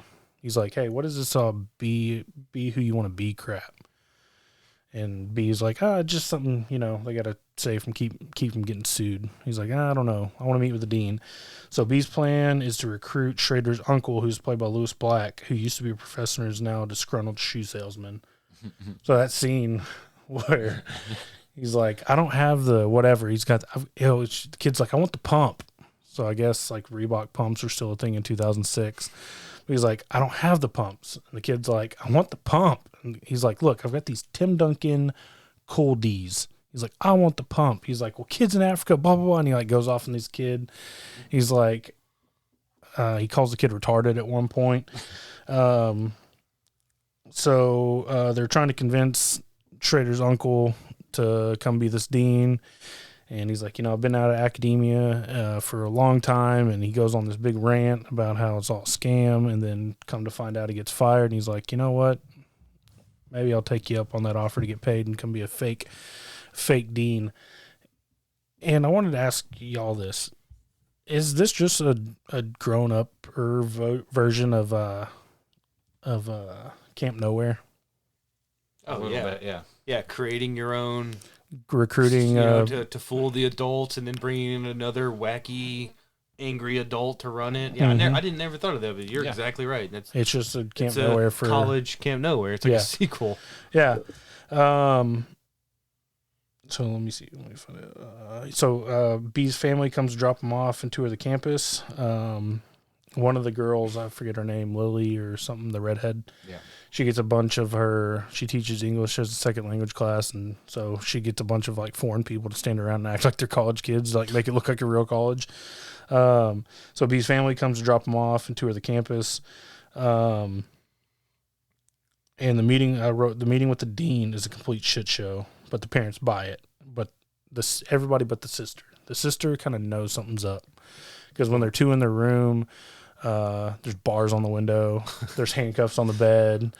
On real quick, back when they're in the meeting with the team, he's like talking about like a normal college situation. He's like pimps and whores, pimps and whores. Yeah, he's like they're not here to learn; they're just here to breed consumers. Pimps and whores, pimps and whores.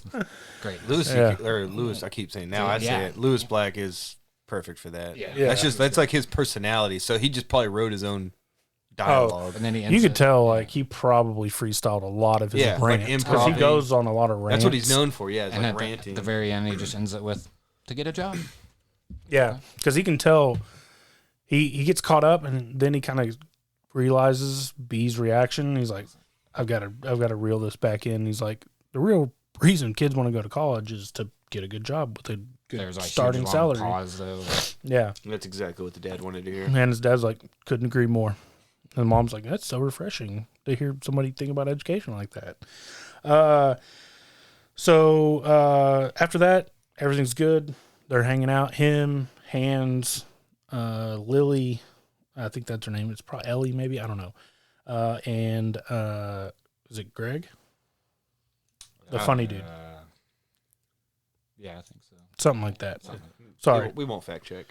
They're playing Halo, living the dream, relaxing, and there's a knock on the door. And B finds out that his secret is out, and there are a ton of people at the front door who got accepted. But if you get $10,000 from all of them, no. Well, we find out that there's $1 million. There's $1 million between everybody's, so it's 1,000 people show up. So the next scene, B is looking for Schrader at the frat house, and it's going super bad for Schrader trying to fit in. So we find out that Schrader's dad and Hoyt's dad pledged with each other back in the day. So this is kind of like he's a legacy there. Yeah, Schrader he thinks he's a shoo-in just for that. Yeah, so it's really awkward. He's like knocking stuff over. He tells Hoyt that he thinks about Monica when he masturbates. And B runs into Monica. Meanwhile, B runs into Monica at the house. She spills a drink on B's jacket. And he's like, yeah. She's like, sorry about the jacket. He's like, not even my jacket, because he takes the jacket off a dude. Because everybody's in jackets. Because it's a frat house. They're rushing. Just said jacket off a dude. Jacket off a dude. That's what I caught. So going back to like these bit actors, I wrote, fun fact, one of the frat guys in the background was Spike from Little Giants. Oh, no shit. How'd you find that? Internet? Oh, yeah. He's in several more scenes. He's part of like Hoyt's little crew. But yeah, he's Spike from Little Giants. Damn. I guess we got to review Little Giants next. Dude, I love Little Giants. I'd say everyone loves that movie. So yeah, we found out that Schrader's dad and Hoyt's dad pledged. So we come to find out the reason all the people are there is Schrader made the website functional. He made it too good. And he's like, and Schrader's like, B's like, like, how I told you to make it look like legit, not functional. And he's like, you're the one who told me to make a button that said acceptance is one click away. He's like, yeah, I told you to make the button, don't make it clickable. And it's like really funny because he's like freaking out. So Schrader kind of screwed up and he made the acceptance button clickable. And that's why all the people are there. Everyone paid tuition up front, $2,000 each, equals $1 million.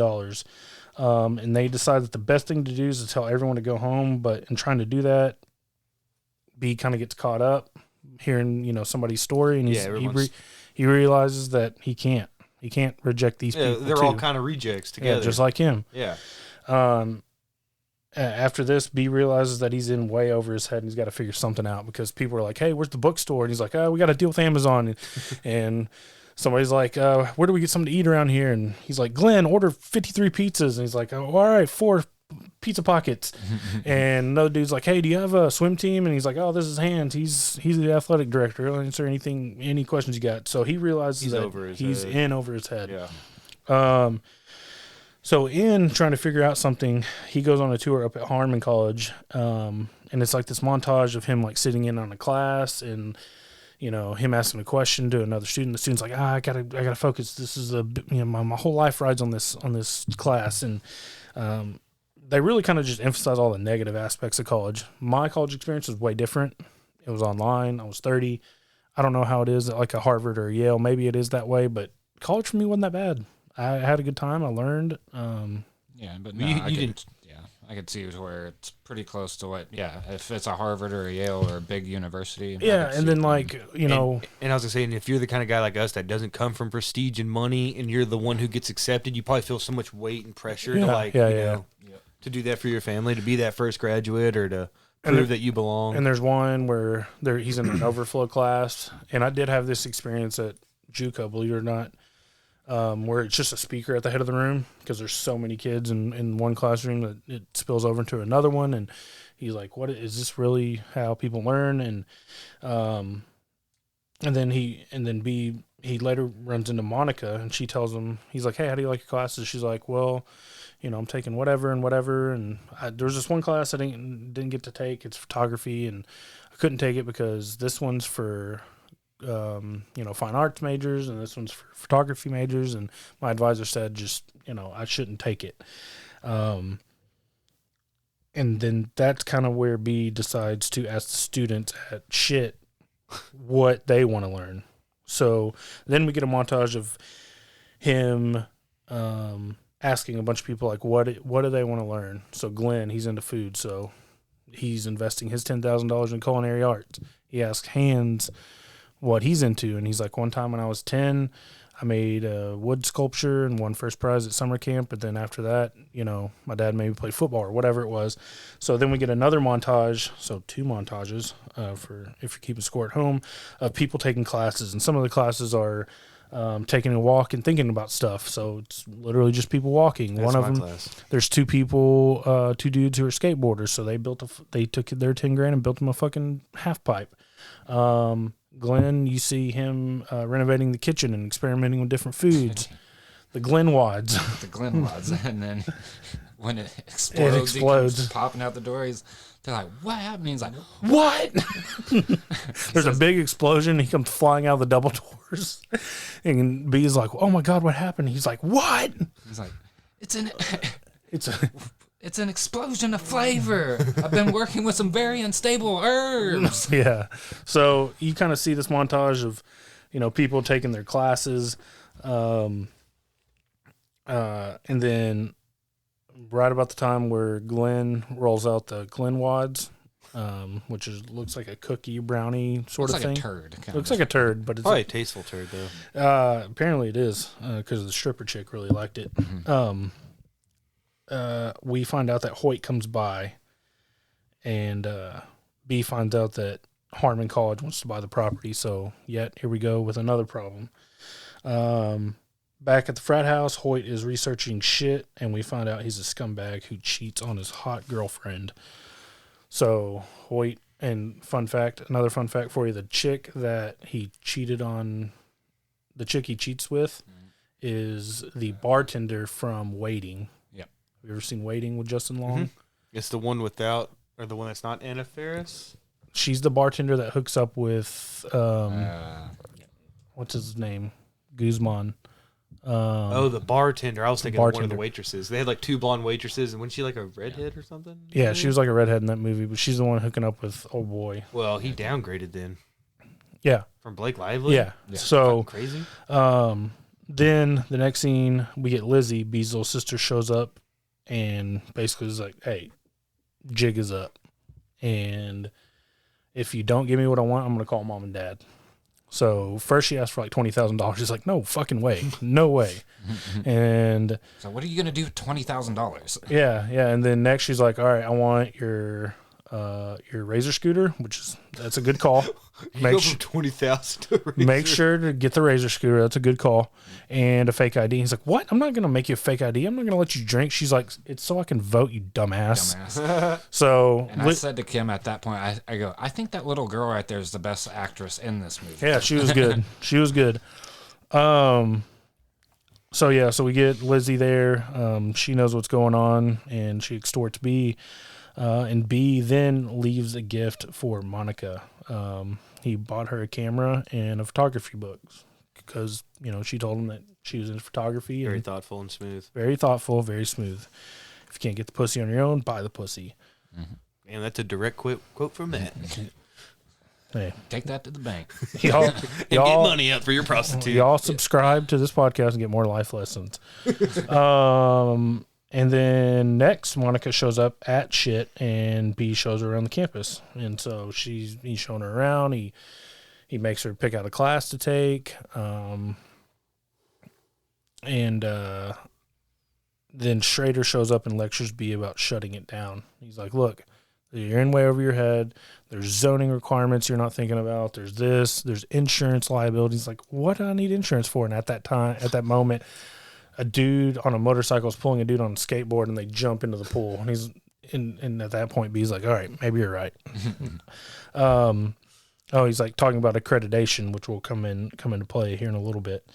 So the next thing we get to is a concert. It's a big party with the band called the Ringers. Got another live performance. That's 3 in a row, dude, on our movie review. Yeah, which, by the way, if you remember that scene, you remember the guy, the lead singer, he delivers the kegs earlier in the movie. Yeah. The Ringers were an actual band. Oh, damn, Kim was right. They were an actual band. They were a real band from 06 to 10, releasing 2 albums. That was a big break for them, though, to be in a feature film like that. That's free publicity. Yeah, so the dude was actually born in Austin, and he lives there now. Wait, so the guy who delivered the beers of keg, was he actually in the band? Yeah, the He's band. from Austin. Oh, shit. The band was real, the Ringers. So he was actually the lead singer.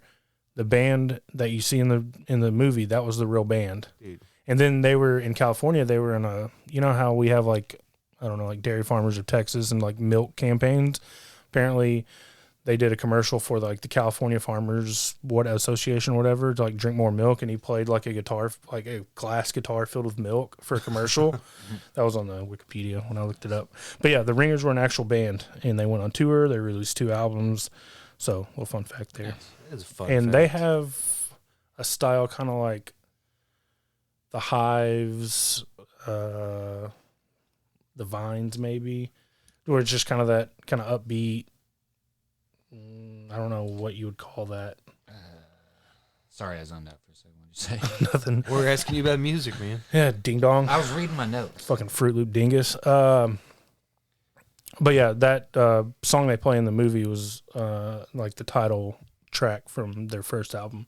So, real legit band, because that was what he wanted to study. He wanted to rock. So he had like rock and roll 202. That was the name of his class. So meanwhile, Monica and B are in his room, and B's about to get it in.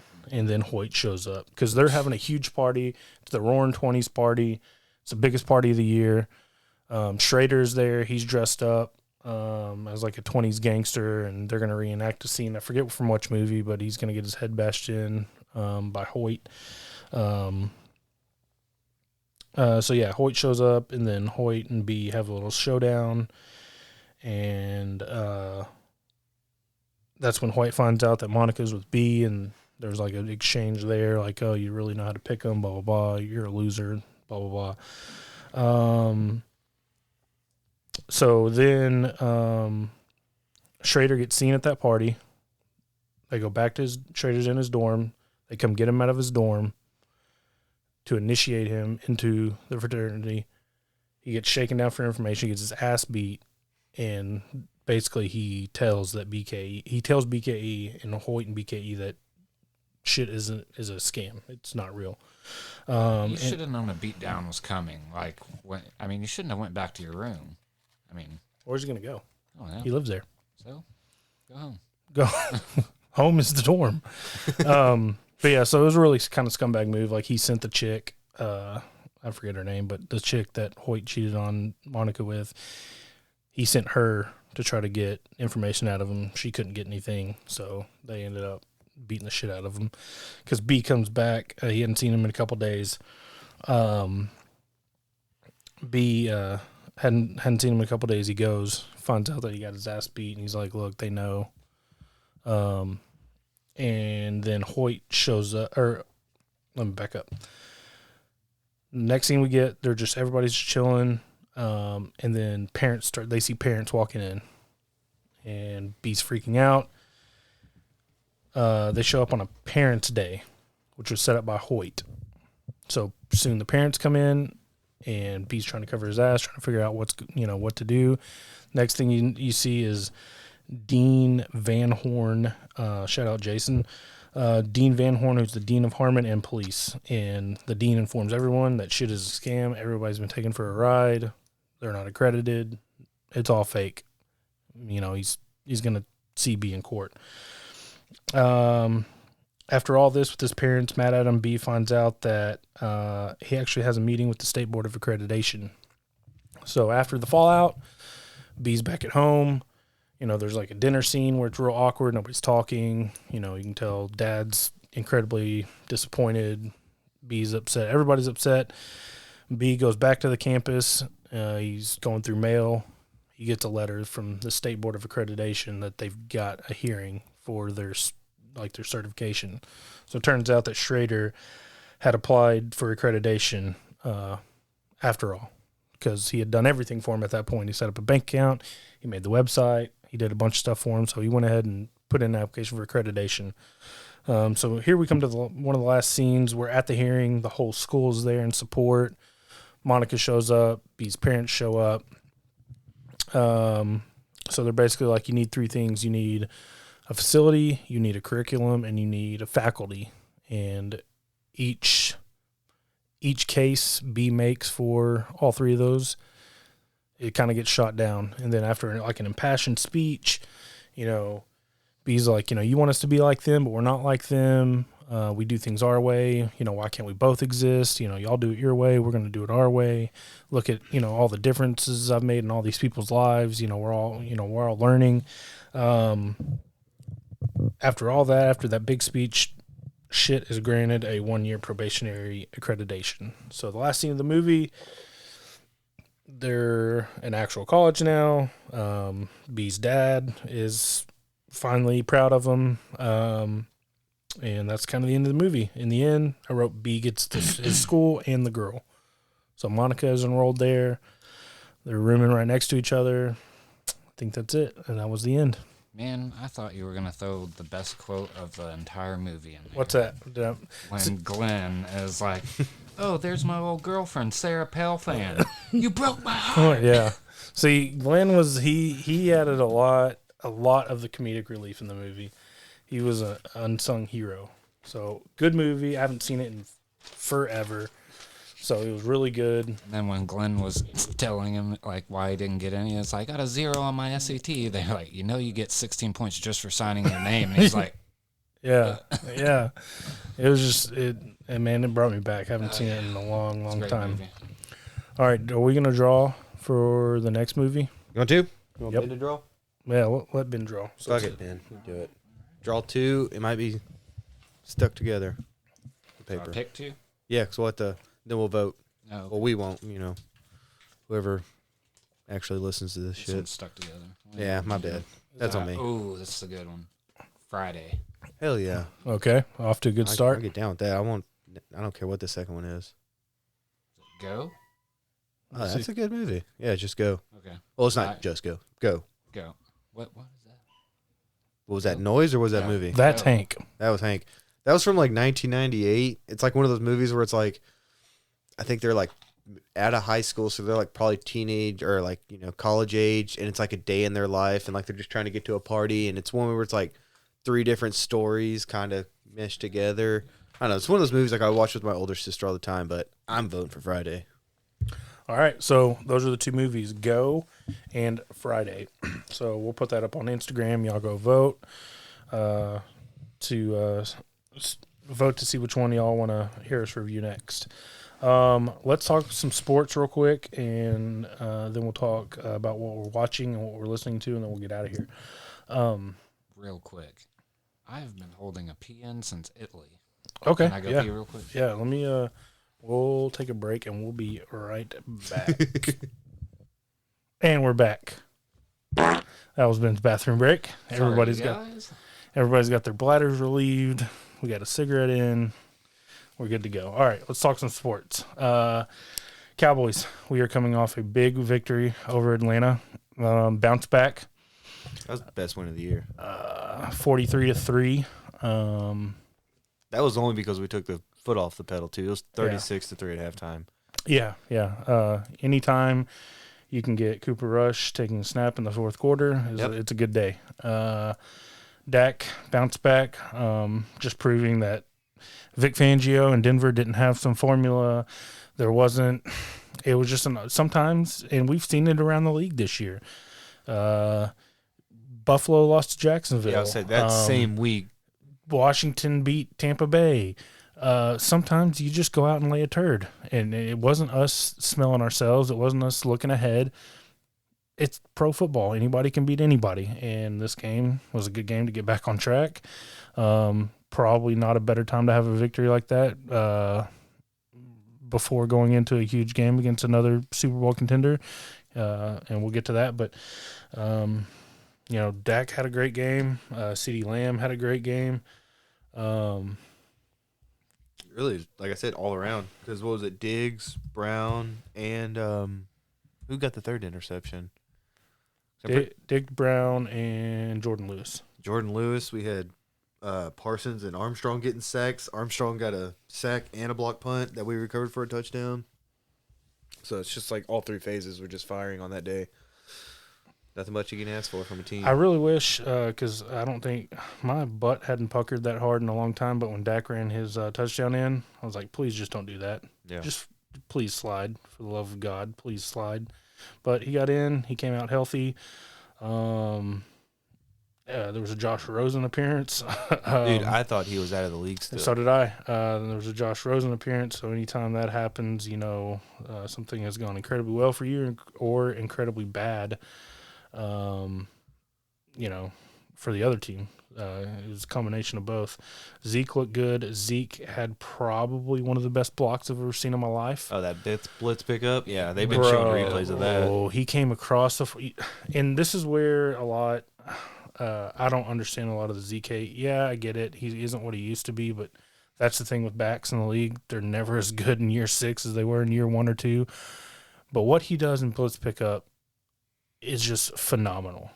He came across the formation and absolutely slobber knocked that dude on his ass. Was it Deion Jones? It was like Deion. It was a legit pass rusher. Good linebacker, yeah. That you see the drop off between Pollard and Zeke in that aspect.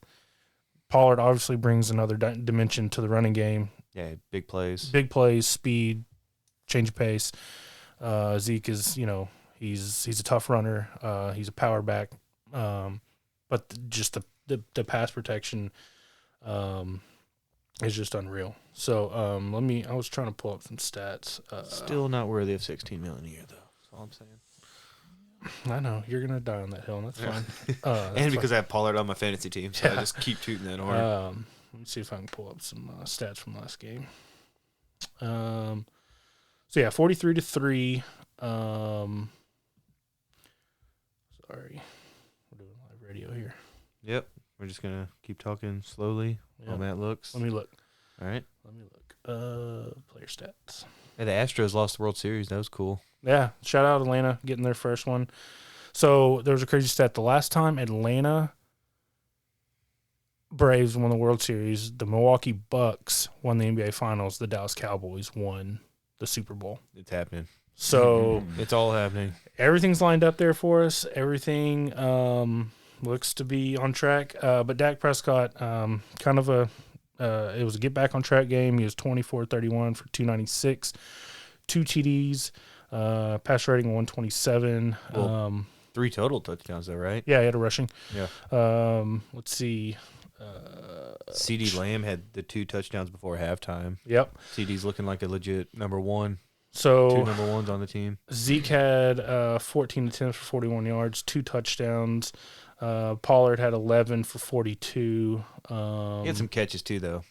Yeah, he had some catches. He had 6 for 56. CeeDee Lamb led the team with 6 catches for 94 yards, 2 touchdowns. Amari Cooper went 451. Michael Gallup in his return, 5 targets, 3 receptions, 42 yards. He had a great catch too on the sideline. That's kind of his specialty. Yeah, it's like that's something we've been missing from him is just 4 legit receivers. It's ridiculous. So overall, 22 first downs for Dallas, 37 rushes for 114 yards. 317 total pass yards, 431 total yards. We had 1 turnover. It was a Zeke fumble.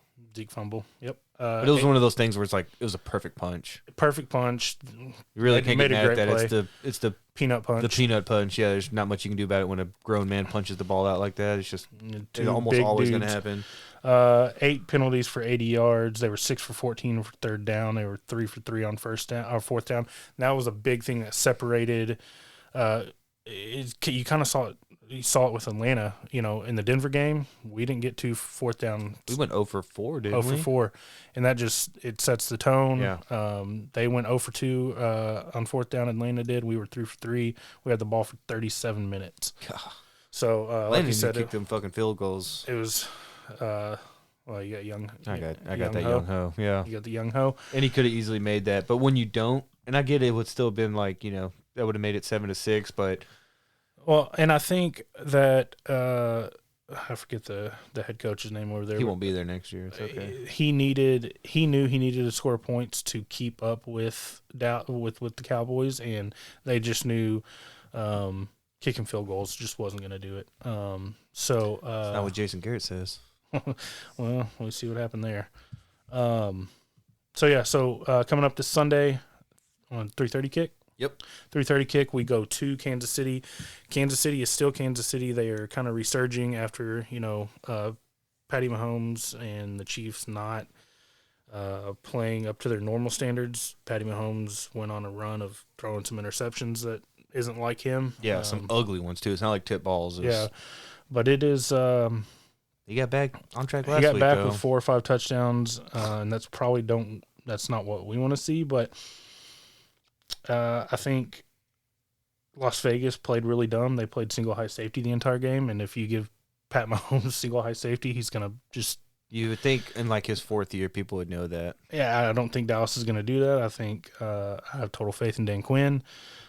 He's going to play 2 high safety. He's going to get, hopefully we can get a pass rush going. Should be a big Micah Parsons game. No Tank? I'm not sure. I haven't heard the status. We were talking about... Judging by his injury, months ago, we were saying like right around the bye week would be his logical return date, and that was a couple weeks ago. So maybe it's worse than we thought, or maybe they just don't want to rush it because we're on a roll and we got young guys who are actually contributing. Yep. But yeah, back to Parsons. I mean, is there anybody else that could win Defensive Player of the Year? Defensive Rookie? Defensive Rookie of the Year, No, yeah. I don't think so. Maybe Pat Surtain, but I don't think so. I think it's a lock now. Yeah, as long as he just keeps up what he's doing and doesn't really have a dive or an injury. Yep. Yeah, I think so too. Yep. So we got the Chiefs coming up. I'm trying to pull up some little nuggets. Cowboys come in at 7-2. Kansas City 6-4. I think both division leaders, right? I think Kansas City's back on top. Yeah, I think it's battle of division leaders. Cowboys are 2.5 point dogs. Probably because I bet if it was here, maybe it changes. But yeah. Because I saw something too, and I was looking on ESPN, and it does a percentage chance, and we had like a 50.3% chance of winning, and they had a 49.7% chance of winning, and then there was like a 0.3% tie. So, I mean, it's a toss up. So, the all-time record is 7-4 in favor of the Cowboys. Last result was 28-17 Cowboys on November 5th, 2017. So it's kind of crazy. As long as these teams have been around, they've only played 11 times. Yeah, and the fact that they actually share a history together. Yep. It could have been like an old rivalry. Yep. Well, I got some over-unders when you're done, too. Let me see. Let me see if I'm done. Go ahead. All right, for the over-under total points scored, what do y'all think? It's 56. Oh, it's going to be over. I think it's definitely over. I think it's going to be a big game. I got Dak and Mahomes combined for 700 yards. Yeah. Over. And 6 touchdowns. Over. Like I said, high-scoring game. Because Chiefs can't play defense to save their life. Sorensen, their fucking safety. There's means. Didn't they replace him or take him out? They might have. Thornhill? They might have, but there's like GIF compilations of Sorensen getting beat over the top and Tyrann Mathieu like holding his hands up 6 different times. Like Tyrann Mathieu just having no help back there and Sorensen just being a total liability. So know who to target. It's going to be a huge game for CD. I expect a huge game out of Amari and Michael Gallup. Well, we should throw all over the yard. That leads into my next question. Who would have the most receiving yards between CD and Amari? For our guys, who would have the most receiving yards? CD. and then Tyreek or Kelsey for them. Tyreek. I don't Both big play guys. because go ahead. Has Amari had a really, outstanding game this season? He had first game of the year, his second when he went off for like 12 and 192 and 2. Yeah. But that's a monster game. Other than that, it's been pretty pedestrian. I would say CD, but I wouldn't surprise me if Amari has a breakout game or something. That's what we have, and you could include Gallup. Gallup could end up getting 100 yards and 2 touchdowns. I think to go back to your Hill or Kelsey question, I think it's Hill because in theory, I think you stick Diggs on him, and Diggs Or Brown's our fastest guy though. Yeah, You got to match speed with speed. So it just depends. But Tyreek Hill scares me just because, well, first of all, he could beat me up like he beats women and children. I'd say you're not a woman. That's so true. he And I'm a grown up, so he probably wouldn't hit me. He wouldn't hit He's you. just so fucking fast though. Yeah. And he's one of those guys that's like, hey, run as fast as you can, 50 yards, and I'll throw the ball. And I have faith in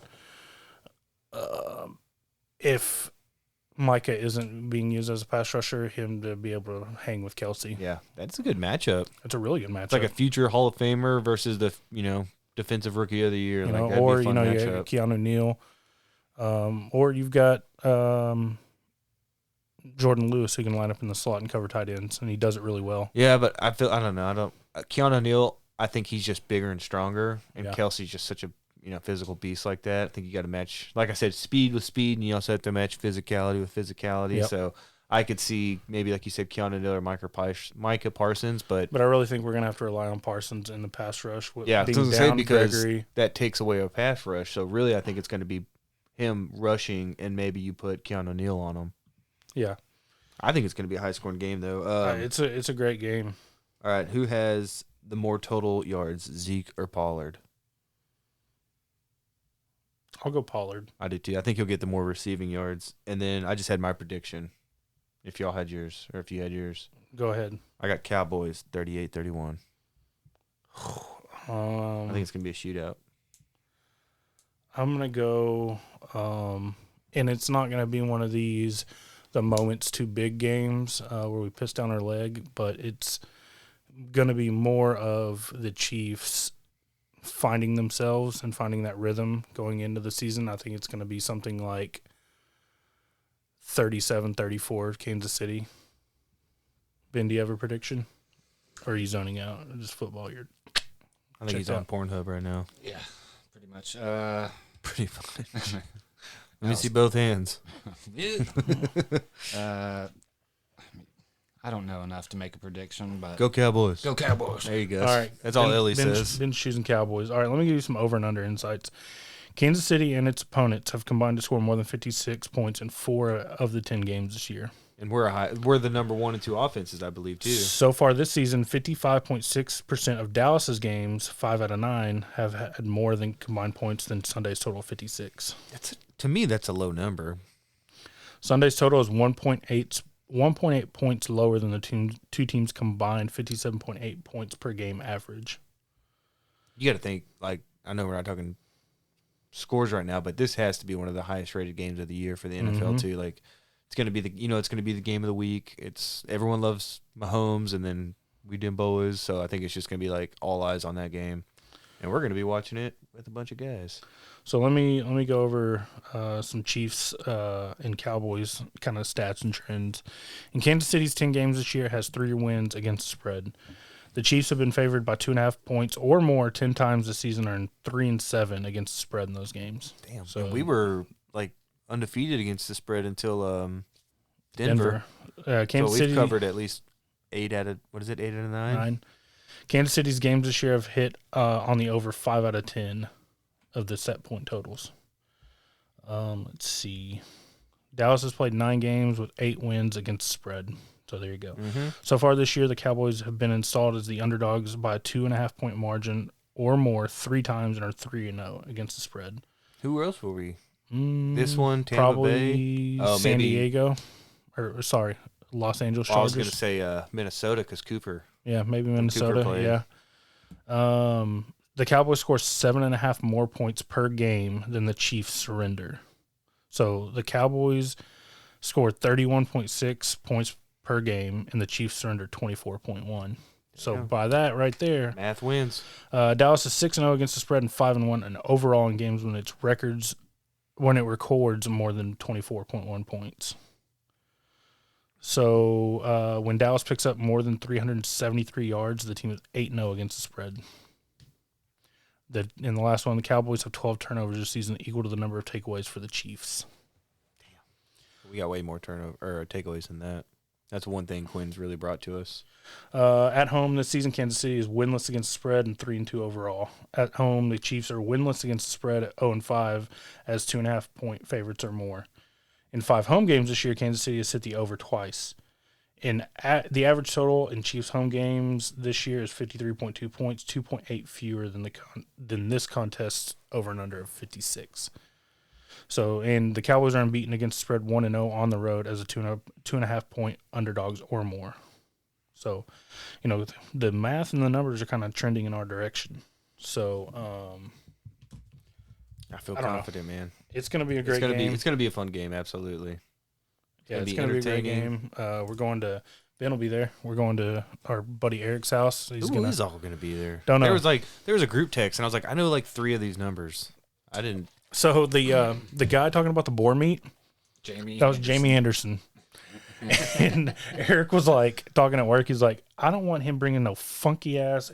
Knowing Jamie, it's not even boar. Yeah. He's like, told Jamie, do not bring that meat over to my house. We won't eat it. Well, I'm glad y'all gave me a heads up. I'm not going to eat it. I'm not eating it. Hopefully he doesn't bring it. Yeah, hopefully he doesn't bring it. But yeah, we're going to Eric's house. He every year, usually week 1, he has a big barbecue where we all get together and hang out as friends and watch the game. But he had a baby, so they kind of extended it back to let the baby get home and acclimated and mama all healed up and all that. So we'll be over there eating some tacos. I'm going to make some salsa. I told him I'll just pick up ice cream. Yeah. I'm going to take the easy way. I don't blame you, dude. I don't blame you. So we're all going to be over there this Sunday hanging out. Landry going? So it's going to be a weird day for me. We got family pictures at 10, and then his thing is 11:30. So I'm going to go take pictures, go home, change, swing by, pick you and Ellie up.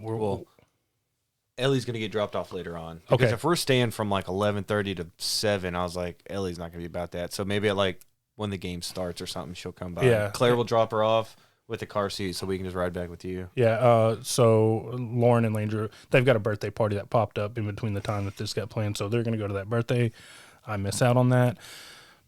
I'm really tore up about it. Right. And then I'm going to go hang out with my friends and watch football. What time is the game? 3. 3. Okay. Yeah. So surely I think he has Red Zone, doesn't he? Yeah, he finagles his way into Red Zone every year. He just calls and threatens to leave whatever service he has. And he's like, you know what? If you want me to stay, throw in Red Zone. And they always do. So good on Eric. It works every time. Good on Eric. So, yeah, that's what we're doing for the game this Sunday. I'm really excited. It's going to be a great game. Yeah, I hope Nick's there. Yeah, that's not happening. I don't think Nick's That's not happening. I don't know. I know Van Horn was in that group. I had David's number, so I recognized that. I thought I had Jason's number. Maybe I didn't save it. Yeah, Van Horn's there. Was in that. I think Paul. Yeah, probably Paul. Paul's getting married tomorrow. He's not already married. Don't they have a kid? Yeah, They've been together for like 10 or 11 years. like longer than that. Yeah. Probably. Yeah. So he's going on his honeymoon. No, they're not. They went to Vegas a couple weeks ago. And then they came back and got married? They're getting married tomorrow. So, like, Eric won't be at work tomorrow. Dave won't be at work tomorrow. Dang, you didn't get invited? No, I didn't get invited. That's fucked up. Everyone else is going except for you. I guess. All right, so that's Cowboys. That's just a brief rundown on Cowboys and football. Everybody listens to this knows I'm a huge soccer fan. My brother's a big soccer fan. And World Cup qualifying is going on right now. So the U.S. just came off a 2-game window where we picked up 4 points out of a possible 6. We beat Mexico at home 2-0 up in Cincinnati, and then we went down to Jamaica and got a draw. So we get a point. The rule of safe qualification, the rule of thumb is you win all your home games and you draw on the road, and that's kind of your formula to qualification. Qualification in CONCACAF, which is our region, our federation, is not an easy thing. Going to Honduras on a Tuesday night and playing on a field with tall grass and all the things that are associated with playing on the road, it's not easy. So going down to Jamaica and getting a point, I'm okay with. The shock of this window was probably came Sunday night or maybe it was Tuesday night, excuse me. Canada and Mexico played in, I want to say maybe Winnipeg or Calgary. They called it the Azteca because the national stadium for Mexico is the Azteca. And Canada pulled off the upset 2-1, and it puts them on top of the group. So qualification goes in stages, and we are in the final stage with the final 8 teams. The top 3 advance to the World Cup. The 4th place team goes into a playoff from another. I didn't realize it was only 3 out of 8. Yeah, another team. The 4th place from CONCACAF goes and plays, I think, like the 3rd or 4th place finisher out of Asia or Oceania, one of them. So Canada is top of the group. They're undefeated. That's the shock of, qualification so far. The U.S. is in second, a point behind with 15 points. Mexico's in third with 14 points. And then Panama holds that 4th spot. You think we got a realistic shot, though, of top 3? Yeah, I don't see how. We got 6 games left. I don't see how we blow this. Greg Berhalter, That's what Dan Quinn said. Yeah. I've been a big, I guess, opponent of Greg Berhalter, who's the Berhalter hater. Yeah, the manager. Sometimes his lineup selection baffles me. His player rotation baffles me. But he's got this team buying in. Anytime you can go and beat Mexico at home and with Christian Pulisic on the bench for 60 minutes of that, that's you've got your team playing well. Yep. Pulisic came in and scored what ended up being the game winner last Friday off a header. So it's looking good for qualification. The next window, I want to say, I know we go to Canada, so that's going to be a big game. 27th, we play El Salvador at home, which should be 3 points, and then we got to go to Canada. So that's going to be the big matchup there. So you feel good about the qualification process? You feel good about where we're sitting? Yeah. I mean, it was good seeing Weah get that goal down in Jamaica. Yeah. Weah's and he played really well against Mexico. And we got to think we're doing all this without Pulisic playing a huge role. Gio Reyna is out of this. He didn't get called up, I think, because of injury. So we're kind of not at full strength, and we're still playing well. So I don't know. It's going to be exciting. I was kind of explaining outside kind of to Andrew. We're a year away-ish from the World Cup. It's in Qatar or Qatar, however you want to pronounce it. And it's going to be, for the first time in its history, a Winter World Cup. I wonder why. Qatar paid a buttload of money to FIFA and won the rights to the 2022 World Cup, and then they figured out that it is 130 in the middle of the desert, and they can't physically do it. So they changed it to a Winter World Cup, and we're about a year away. So qualifiers, we're right in the middle of it. It's getting down to the nitty-gritty. I think qualification ends at the end of March. Yeah, we're getting down to it. And in other news, Ricardo Pepi, who is burst onto the scene with the U.S., he's 18 or 19 years old. He's an FC Dallas product. He just won MLS Young Player of the Year, so shout out to Pepi. Ricardo Pepi. Isn't he leaving us, though? Yeah, he's probably going to get sold. Yeah. Even though Dan Hunt came on the Fan earlier this week and said that Ricardo Pepi is definitely in our future plans, and I took that to mean future plans means financial, because we're going to sell them just like we sell all of our players. They're not serious about winning a championship. At least, I don't know, keep them long enough to win, and then they don't care. More. Pepe's a badass, but you would need more than Pepe, and we just don't. Yeah. We don't have a coach right now. We fired Luchi Gonzalez. Oh, dude, he was so good looking, though. He was very good looking. A lot of swag. Dressed very nice. We don't have a coach. The Hunts, Ted Lasso in here. They just don't care. There were some supporter groups around the stadium that were having banners and signs made that said "Hunt's out," They said invest in us or invest in the club, and then the next game security banned those signs. So if you want what a bitch if move. you want to know the state of FC Dallas and kind of the state of the leadership, that's what we deal with.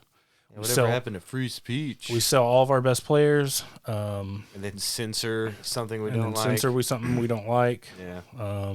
So that's kind of our look at that's my, I don't know, however long it's been. I'm way over on my soccer talk, but that's kind of where we're at. I wanted to get that in with Ben being here. So let's get into what are we watching and what are we listening to, and we'll get out.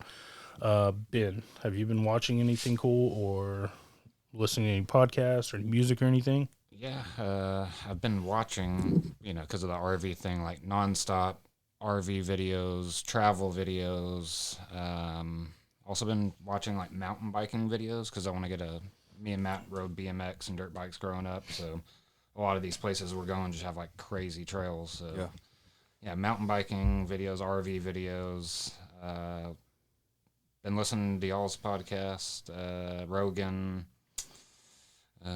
Who's better? Y'all, of course. That's what's up. Yeah. Rogan's a tool. Like I've said, watch out, Joe Rogan. We're coming for you. Yeah, I was listening to Rogan today. He had freaking, how am I going to forget his name? Talks like this. Oh, Gilbert Godfrey. Gilbert Godfrey. Yeah, Once you do the voice, Gilbert Godfrey. yeah. That's pretty good. He had him on. Yeah, Talking about Iago from Aladdin. yeah. That's correct. That's a good reference. Yeah, I'll get it. So you've been watching a bunch of YouTube, huh? Yeah, just trying to take in as much information as I can. Cool. Me and the wife started Yellowstone. Jesus, everyone watches that. Yeah, I mean it's everywhere, and I felt like I was peer pressured into watching it. Yeah, First I'm episode, not the last one. it's pretty not good, to. man. Yeah, me and Kim did, and we watched like 2 or 3 episodes, and then I was just like, Yeah, it's pretty good. I see the appeal. Kevin Costner's a badass. Yeah, I do like And Kevin Costner. speaking of Kevin Costner, that leads me into what I've been listening to. Hold on, let me look it up here so I get the name right. It is called The Rumor. It's a podcast called The Rumor, and it's a story about conspiracy theories, baseball, and the Baltimore power grid. So it has to do with Cal Ripken Oh, Kevin Costner. and Kevin banging Costner. his So wife. if you don't know Cal Ripken, he's Iron Man. That's Luke Gehrig. He set the record for the most consecutive games started, games played, and one night he was, set to play, and there was a power outage at the stadium because Cal Ripken hadn't been there, wasn't there, and the rumor is, come to find out, that he had caught Kevin Costner in bed with his wife and beat the shit out of him, or they beat the shit out of each other, and this podcast chases down all these theories and that would have been 20 years ago, right? Yeah. So and they kind of track down like how were they even in each other's circles, and Kevin Costner starred in a bunch of baseball movies back in the day, and he ended up going to Baltimore Orioles games, sitting in the box with his in Ripken's box, and it's just a crazy story about. I mean, Do you believe it? Yeah, I think I've so. always heard that story, and I that think so. that they post. Power grid, did it accidentally go out? Yeah, or? like quote to postpone the game postpone the game. to let Cal Ripken get there so he could break the shut it record. down. Yeah, Yeah, somebody like Baltimore fucking cut. did it, They cut the fucking power and to they'd the be like, stadium. "Oh, we got to postpone the game to give," because Ripken was, that's like a streak that he had going for what 15, 20 plus, years. 20 years, of like.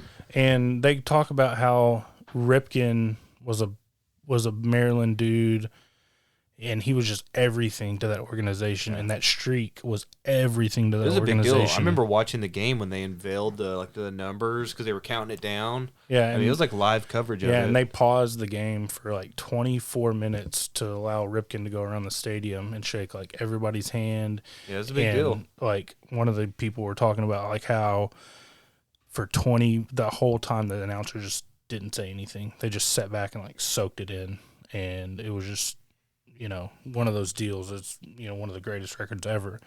So I was listening to that.